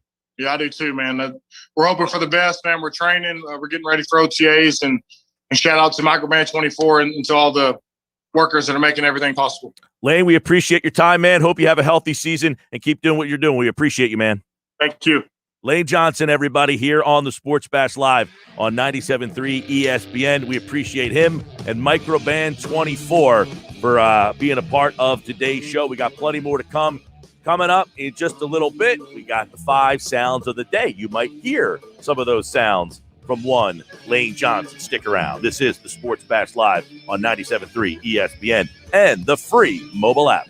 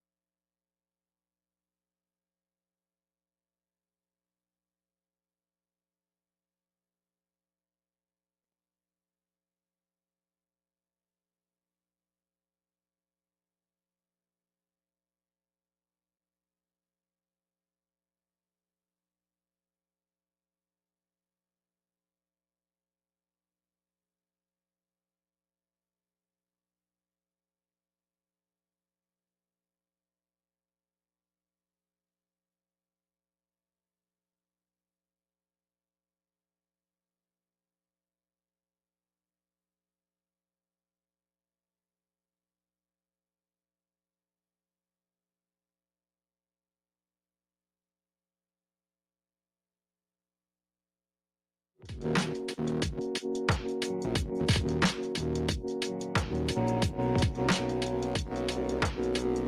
right, we're taking it to the top of the hour. We got the sounds of the day from our guest today. Kevin Cooney talks some Phillies. Keith Smith on the NBA and the Sixers. Andrew DiCecco. You guys asked Andrew a lot of questions on the draft today. And Lane Johnson, who just joined us here on the Sports Bash. Now, Lane Johnson had a couple of interesting things that I would like to follow up on, as I thought the point that I've been making this point a lot. I haven't heard a lot of other people bringing it up. Quite frankly, I think it's a good point, is that this team has a full offensive line. And he admitted last year, the offensive line, I think he was trying to say, hey, the guys played well, but last season was very difficult because of the offensive line issues. Very difficult. You had a lot of young players coming in who ended up playing well, but, having guys like Brandon Brooks back in the lineup, Isaac was injured for some time, get myself back in the lineup and getting really guys who played, a lot of football together back on the field and doing what we love. I feel like we'll be good. But obviously, last season isn't a representation of what the Eagles are about or what we want to be. That comment at the end there I thought was very interesting. Last season was not a representation of who the Eagles are and what we want to be. And I think we forget that sometimes. Again, there's so much hatred for Howie Roseman that I think we lose sight sometimes that this franchise is pretty good. It's not what you want it to be. It doesn't have a treasure chest full of Super Bowls. But the perception of this franchise from some of the fans is way off base. Lane Johnson, a very well-respected guy who's been here for a while, a leader on that team, this is not representation of who we are and who we want to be. And when he said that, I thought to myself, amen, because people act like this Eagles organization is perpetually a dumpster fire. And quite frankly, that's not accurate. I know that a lot of people don't like the GM. I understand that. I feel like the hatred towards the general manager clouds reality sometimes. And the reality is this. This is a good franchise. They had a bad year. It is not indicative of what this team has been in the Jeffrey Lurie era. It just isn't. I hate to break it to you. This franchise has been successful. It hasn't been the most successful, but it has been, for the most part, a pretty successful organization. And when he said that, it was kind of an eye-opening thing that last season, not a representation of who we are and what we want to be. And if you look back over, I don't know, we'll go back 20 years. This Eagles organization has 1, 2, 3, 4, 5 losing seasons in 20 years. They have 5 losing seasons in 20 years. And people want to act like it's the worst run franchise in football. I get it. Going from 2015 to 2020, one of which they won a Super Bowl, by the way, in that 5-year block. They had 3 of the 5 losing seasons. They had 3 of the 5 losing seasons wrapped around a Super Bowl, a division championship, and a wild card playoff win. So I get the frustration. I do. But be a realist for once. Stop being a irrational fan for 1 minute and ask yourself, is what Lane Johnson said accurate? That this season, this 2020 season that just passed, is not indicative of who the Eagles are and what we want to be. You know, in the 20-year span I mentioned, they have 5 losing seasons. 5 in 20 years. 3 of them have been in the last 5 years. 1 Super Bowl in the last 5 years. 2 division champions in the last 5 years. So the 2 years, well, it's 6 seasons, 5 years. They've got 2 losing seasons. In 15, they had 1. In 16, they had 1. In 17, they won the Super Bowl. In 18, they won a playoff game. In 19, they won the division. And in 20, they went 4-11-1. History suggests that, again, I've said this a couple times, they only have 1 back-to-back losing season. I got to go back to 98, 99. 97, 98, 99. They had 3 straight losing seasons. It's the last time they've had consecutive losing seasons. You got to go back to the 90s, dude. To the 90s. It's the last time they've had 3 consecutive, any consecutive losing seasons. Forget 3, any consecutive losing seasons. Yesterday, we played the audio from Jalen Reagor on Jalen Hurts. This is what Lane Johnson had to say about the Eagles' new signal caller, about what is something that impressed him about Jalen Hurts. I like how he carries himself. He carries himself like a veteran. He doesn't say a whole lot, but I was impressed with how he handled his situation in college from Alabama to Norman to OU. You know, through that adversity, he just kept battling, and I think that speaks volumes. And then, you know, a 4 or 5 game stretch, you can take, you know, the good from a bad, whatever. But I know he's ready for a full season. But a guy who's a confident leader and who is infectious with that as far as his teammates are concerned. I know what people are like, okay, we hear it. Jalen Hurts is a leader. But Lane Johnson's one of the veterans on this team. And if you say, what's one thing that impresses you? It wasn't his arm strength, his ability to make plays, his accuracy, the way he, you know, moves in the pocket. Here's a 30-year-old man saying that a rookie came in and impressed him by his leadership. That means something. It means a lot. Because Jalen Hurts can play. Does he have the respect of the locker room? That's a big hurdle that I don't think he's going to have to leap over, that many people do. I think he's already got it. Now, I thought this was a pretty interesting one. It's not something that I've heard anybody bring up. But what if Nick Sirianni said to Lane Johnson, hey, man, you're my best left tackle. I'd like to move you over there. I'm going to play Jordan Mailata at right tackle. If I would have played left tackle, I feel like I probably would have maybe had a better career. I feel like you get more respect at left tackle. That's why you have guys like Orlando Brown moving to left tackle, because they want more respect. They feel like the right side, they get disrespected. But in hindsight, you know, looking back, it was weird getting adjusted to the right tackle position like my first year. But after that, you know, just slowly started getting better and really don't have a desire to do it. But I have in the past had to move over there and play a few times. So just whatever happens, happens. I don't really have a desire to do it, Lane said. So I don't think he's going to knock on Nick Sirianni's door and ask him, hey, can I go play left tackle? I think part of the reason is because, as he kind of mentioned earlier in this conversation, was that he feels like they have a pretty good O-line on paper.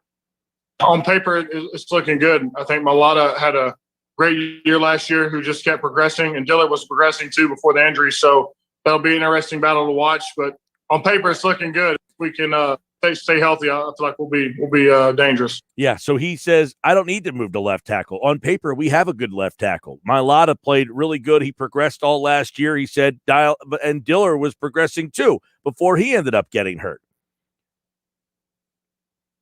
I think a lot of people are downplaying the health of that offensive line. That's for one. Number two, I feel like we're also shortchanging Lane Johnson because we're just kind of saying, he's old. He's not going to be as good as he once was.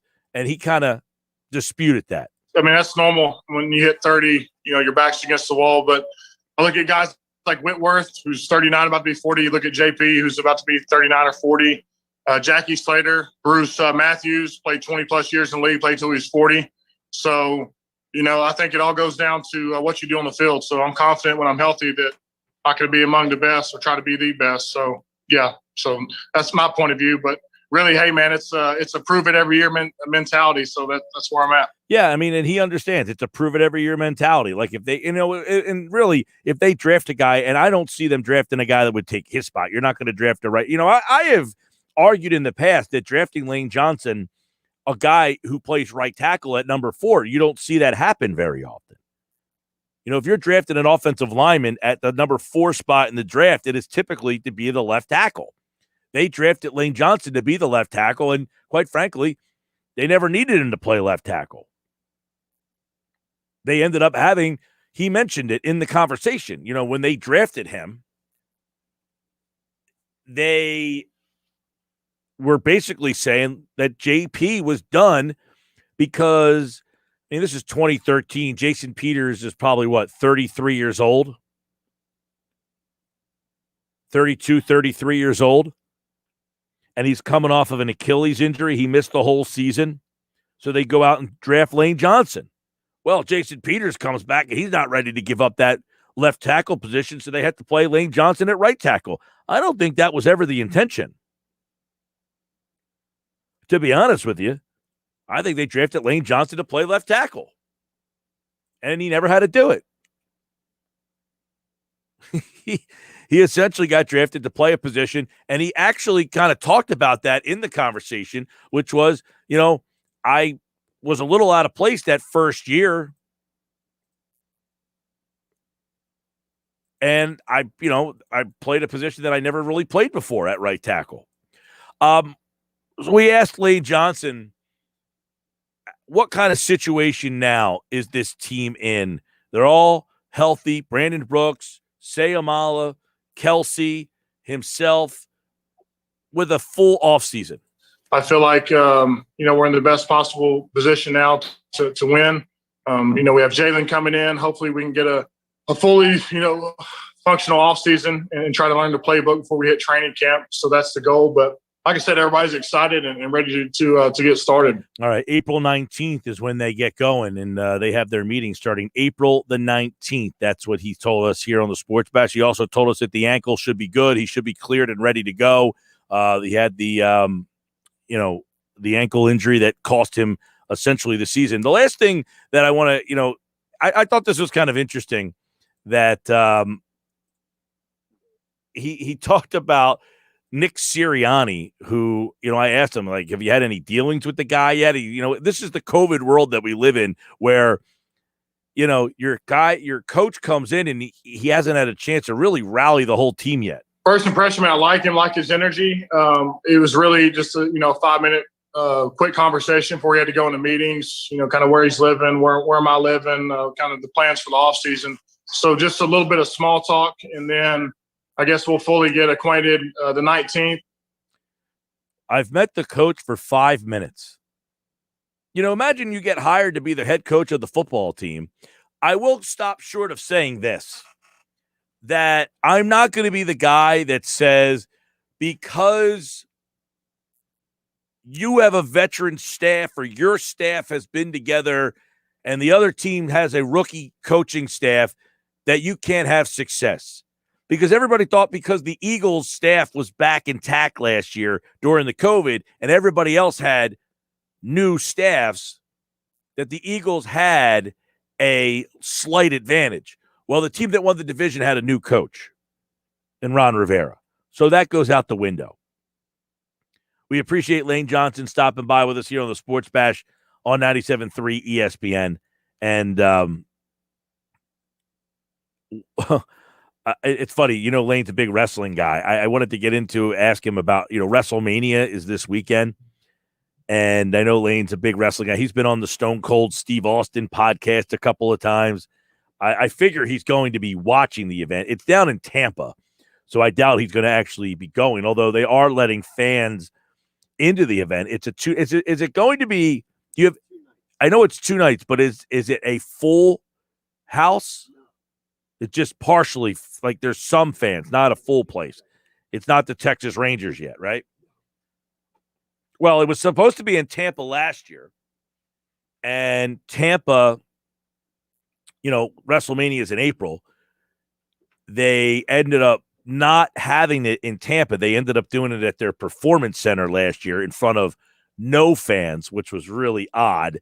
So this year they're going back to Tampa, and it's a 2-night event for WrestleMania. WrestleMania and the Masters are on the same weekend. Yeah, how about that? So which one are you more WrestleMania- interested in? Me? Yeah. Oh, the golf. Wow, you're out on the wrestling. See, here's the problem. You were all in on the wrestling. I was all about the wrestling. I even bought myself T-shirts. I was all about the wrestling. You bought yourself T-shirts. Well, that's what I'm wearing right now. Where do you think this came from? I'm just saying, like, you were that into it. Well, I mean, look, I don't look down upon anybody. I'm a they're wrestling selling fan. the shirt for 80% off. I can use more clothes, I'm man. just saying, like, I don't look down upon anybody who likes the genre. I'm a wrestling fan. I just haven't watched in like 2 years. I just don't have the time anymore. And once you kind of fall out, you can kind of get back in, but I just haven't. But I've never been the guy that went out and bought the T-shirt. That's a big move. Well, so here's the thing: what happened to me? I was fully invested, but then when football It's like came getting back, a jersey. When football came back in September, I started waning, and then I had to make a business decision. Yeah, but you were. I was watching every show. You were really impressed with the no fans. I thought they did an incredible job without the fans. Then they had the virtual fans in there. I thought that we saw some of the best performances I have seen from pro wrestlers in years because they were forced to perform without feeding off the crowd. You learned who was really artists. You know my list of people that I can't trust? I have that list of people that I can't trust. Yeah. I think people who don't appreciate pro wrestling are on that list. Anybody who thumbs their nose up and thinks of the people who like wrestling, I can't trust that guy. That guy doesn't get it. I can vibe with that. Like, they legitimately believe that people who like the genre don't understand that it's scripted television. Or they just think they're generally stupid people or whatever. Right. I can't trust that. That's another person that's on my list of I can't trust you. Because to me, the thing that appealed to me about wrestling this time around, and also when I was younger, in my younger days during the 90s and early 2000s, was I was so impressed by their performances, the athleticism, the things they could do. Like, there's a part, like, I didn't really care as much about the storyline. To me, the storyline came and went, right? But these are phenomenal athletes. Like, the things that they can do was just incredible. And then I'm watching them have to, basically carry on these storylines in these virtual environments. I thought there were some amazing acting and performances being done. But the problem is that my first love is football. And when football came back in full force, how do you rank the sports? For me? Yeah. Football number 1. Then it would be MMA. Wow. Yeah. MMA is number 2. For me, personally. I know. I asked you. Well, I'm verifying for the audience who might. I think they heard me say, how would you rank your sports? Yeah. MMA is number 2. Wow. Yeah. So let's say there's a NBA Finals game on up against a big UFC card. Like a pay-per-view card? I just said a big pay-per-view card. You can decipher what is a big card. I would find an establishment that has it on both TVs. Right. Well, when we ask these questions, it's not in modern times. We know you can watch on multiple devices now, which I don't really like to do. I don't mind having the multiple. I can't have too many multiples. Like, there's a limit. You know what I mean? You're like the people who have the 3-shot up. I can only focus on one, really. I can only do 2. For me, it's 2. So you're going NFL. Yeah, football, period. NFL, college football. Yeah. You know how much I love college. I'm a dork like that. MMA. Yeah. And then after that, it's probably the NBA. Okay. Then after that, it's MLB. It's baseball. Yeah. It's baseball. After that would probably be NHL. And then everything kind of falls after that. Like I enjoy the tennis majors. Yeah. Well, now you're like 5 deep here. Right. But, well, you asked a question. Well, are you putting college basketball with NBA like No. you did? So you would go NFL. Would you go college football or MMA? MMA. So it's really one NFL, two college, or is that flipped? No, it's one NFL. NFL is number one. Two college, three MMA. Yes. Four NBA. NBA. All right. Where would college basketball? Would that be ahead of Major League Baseball? That would be behind NHL. Oh, so that's 6. Yeah. College basketball 6? For me, I have so much trouble getting into college basketball early in the season because when it starts, I'm so invested in other things. Yeah, well, that's you. You got all that's when you get the non-conference games. Like I'll watch them, but like I'm not invested in the them. Maui Classic. It takes you to like January and February to get like, okay, college basketball time. Yeah. That's interesting. So I would say my list is quite different. See, I don't really know that I have like I'm a baseball guy. Right. Would be my favorite sport, but it's not like your favorite to watch. That's right. different. To watch anymore. The baseball's so like it's just not entertaining. Yeah, well, see, when I was younger, I loved baseball more. Baseball's my favorite sport, but as I've gotten older, baseball has faded a little bit for me. I feel the product is the product is what's killed it for me, but it's still my favorite sport. Okay, I like the baseball. I just love baseball. Like the Phillies being good, hopefully, I've watched almost every inning of every game, save for the innings that are on when I'm on the air. But any other game, I've watched everything. Like, for example, so when there was no baseball season, I would fall asleep to NHL Network. Now I'm falling asleep to MLB Network. Yeah, I would say NHL is probably last on my list. NHL's ahead of college I'll watch basketball. every playoff Flyers game from start to finish. But I can't sit there and watch the Blues play the Blackhawks. See, for me, like I think the NHL has a better product than baseball, but I think baseball is more enjoyable for me to watch just because I've watched it and enjoyed it and consumed it for longer. And I understand the game more than I understand the NHL game. But if I have to choose between Diamondbacks and Rockies and Blues and Golden Knights, I'm watching Blues and Golden Knights. Oh, that's interesting. Yeah, I'm going baseball on that. But I'd go college basketball ahead of hockey. I go college basketball would be a lot higher on the list. I just like the other stuff a lot better. I mean, MMA would probably be right ahead of hockey for me. I like MMA. I just like the other sports. I'm more into them.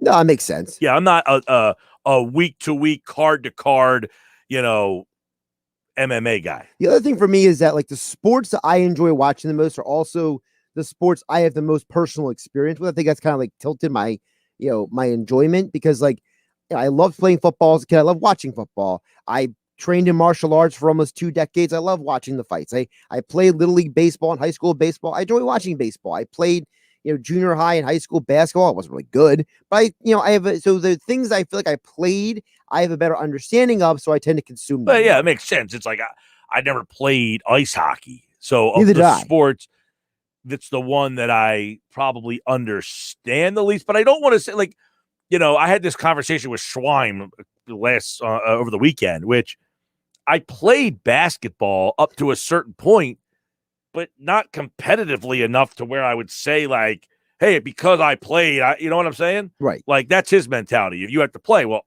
I played basketball, but up to like my freshman year of high school. Well, now, when I went to college, yeah, I probably played basketball in college almost every single day for 3-4 years. We were outside playing intramurals, running on the courts. We played a lot of basketball, but I mean, not in a now the intramural league would be there'd be referees, would be referees and stuff, but just going out in the so like it doesn't. I don't know. I don't look at myself as like someone who played basketball, but I would say right now I'm probably more into the NBA than I am baseball. Like I'll watch an NBA game, Suns Lakers or something, way before I would watch 2 randos play a baseball game. The only sport I participated in my life that I was never able to get into beyond playing was soccer, because I played soccer in high school because I ended up going to KMA Tech for my sophomore year. They didn't have a football team, so I was like, all right, I'll play soccer to stay in shape for basketball and baseball season. And I mean, it was just one of those sports where I was just like, all right. I mean, I played soccer 1 year a buddy of mine bet me. I played football. My buddy that played soccer, he bet me that I wouldn't be able to last on the soccer team because they ran so much. So I quit the football team and I joined the soccer team just to show him. And I said, come on, dude, seriously? What position did they make you play? I was the whatever the guy is in the center of the field that starts the game off. The midfielder? I guess. Is that what he's called? He's one of the midfielders. Yeah. Yes. I was the guy who basically was like the main offensive guy. You were so not invested. You were just trying to prove a point. Oh, no question. And the funny part is the only reason I had no idea what I was doing. I had never played before in my life. I barely kicked a soccer ball, let alone played a game. And he ended up getting injured. That forced me to take his spot because he was out for the year. So I had to replace him in the lineup. I was basically like, I had never played before. Like, this guy's never played. I'm a senior, by the way. So I never played in my senior year. I'm like, all right, I quit football. I say, I'll play soccer. My buddy bets me, you're not going to do it. I said, I will quit the football team to show you that I could play on this team if you want me to. Fine. Okay. I tell the coach, I'm not going to play this year. I'm going to go play soccer. Yeah, my problem with soccer is that I tried a little too hard because I went to the library and got instructional videos about how to play soccer so I could actually learn how to play a little bit. Yeah. And then when I got there, I realized that being my height is not good for a goaltender. Well, so they made me play in the field. Put it this way. It's 3 months of my life I'll never get back. That's how I feel about that tenure on the soccer. I had fun. The coach was a great dude. Had a great time.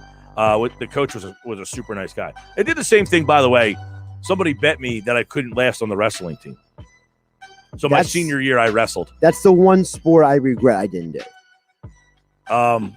If I could take that back, I had a fun time. I injured myself, and that injury still bothers me to this day. So that's the one thing about it. But that was another thing. Guys, you'll never be able to last there. Our practices are way too hard. All right, you want me to wrestle? Because I'll do it if you want me to. 16-year-old. Lucky I didn't do that with drugs. You want me to try this? Because I'll do it if you want me to. Right, exactly. 16-year-old Josh thought he had the whole world figured out. So that's why I didn't wrestle. I thought I had my whole life figured out. That's good. All right, Sports Bash Live, 97.3 ESPN. We got the Sports Bash Cash code word coming up in 10 minutes. And don't forget, my guys over at Trifecta Therapeutics. See, I hurt that knee when I wrestled. Some guy picked me up, illegal slammed. I ended up winning the mat, and I couldn't even walk off on my own power because my knee blew up like a crazy. Trifecta Therapeutics. They're the guy if something like that happens and you're playing a sport and you don't know what to do, you call the guys at Trifecta Therapeutics. They're right in Glassboro. They figure it out for you. They'll take a look at it. They've got great techniques and great doctors. So if you are feeling any sorts of pain, check out the guys at trifectatherapeutics.com. They're right in Glassboro, New Jersey. This is the Sports Bash on 97.3 ESPN.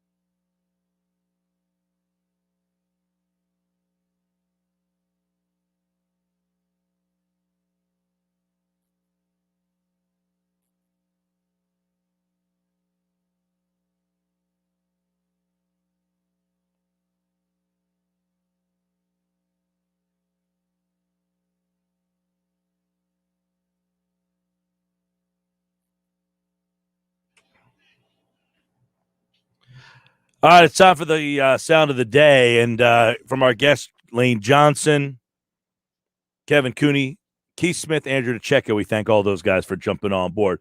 This is Lane Johnson starting some things off today when asked about what happened with Carson Wentz last year. This is actually from this morning on KJZ. I never got to this audio today, but so you'll be hearing it for the first time. Take a listen. Yeah, I don't know if it was a shake of confidence, but I mean, clearly you could see where it felt like it wasn't the same guy out there. But right now, I think he's in a good place in Indianapolis with Frank Reich. Whenever he was here, he did spectacular things. So I think he'll get his production back up, and he's in a place where he can gel well. Shaking of confidence is what Lane Johnson kind of said at the beginning of that. Mike, this gets back to something I wrote about at 97.3 ESPN.com a while ago. And I think that some of these guys, they conflate Carson Wentz, the good guy, with Carson Wentz, the football player. You can love somebody who they are as a person.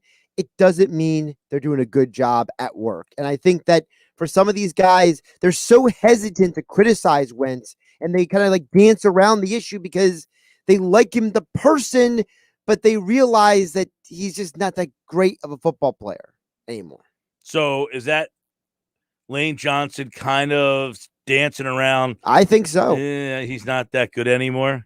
Listen, when you keep bringing up per multiple guys now saying confidence, it's like, all right, you're not. I'm not saying it's all that he's wrong. Yeah, I mean, it just feels like they nobody just wants to come out and say Wentz played like garbage. I hope the best for him somewhere else, but he didn't help our team last year. Right. Andrew DiCecco, football at 4. What do the Eagles need to do at number 12? The Eagles really need help at corner, and they can't afford – when you have needs everywhere, you have to at least start to add some building blocks to defense, which they really don't have. And when you look at their struggles at corner, let's get it – they need to just get it right this time. And don't overthink the pick. You're going to likely have your pick between Pat Surtain and you're going to have J.C. Horn there. So 3 Thursdays from the draft. What do the Eagles need to draft at number 12? Cornerback. I'm with Andrew 100%. I'm tired of people dancing around the issue. No dancing pandas here. Get corners. I asked Andrew DiCecco today to give me a scouting report on J.C. Horn. Actually, it was a listener question who said to give me a comparable. 6'1", 205. There's length, there's toughness that you're going to finally bring to the perimeter. He has that NFL bloodline. His father, of course, was Joe Horn. The versatility, and he has the excellent change of direction, and he can handle receivers of all shapes and sizes. He brings that alpha mentality, and he's even a little bit too physical at times, which I think that with proper coaching, that can be they're going to have to rein that in because that's going to lead to a lot of penalties at the next level. But he is of that Jalen Ramsey type of mold as far as a physical player that you can put out there, and he's going to be able to handle any team's top receiver. So which son of a former NFL player, Horn or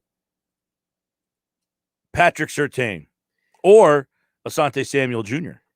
I personally like three of them. You do. I personally like Surtain, but I wouldn't be upset about Horn. That's for sure. I feel like Surtain can do more for you immediately, whereas Horn might have the ability to be, as Andrew mentioned earlier, a higher ceiling potentially. Keith Smith joined us to talk a little NBA and the Sixers, who wiped up on the Celtics the other night. These two teams have been going in opposite directions. Why is that, Keith Smith? They have lost high-end guys like Kyrie Irving, Gordon Hayward, Al Horford. They have replaced them for the most part with younger players. And that's caused them some issue. Whereas, Philly built up around their young guys and then built a lot of veteran depth around them, which has allowed them to push this thing forward and really get to a good place. The Celtics have hung on to all their draft picks. They've used all of those picks for the most part, and that's got them in a spot where they're very, very reliant on players who are in their first couple years and maybe third year for a couple guys, and that's really causing them some issues. So if the Sixers match up with the Celtics in round 1, how's that going to go? Sixers win in 5. Yeah, I think Danny Ainge has not done a very good job with everything he collected there. No longer GM of the year. Sam Hinkie collected the assets. He never got to use them. Ainge collected the assets and screwed them up. Game night next.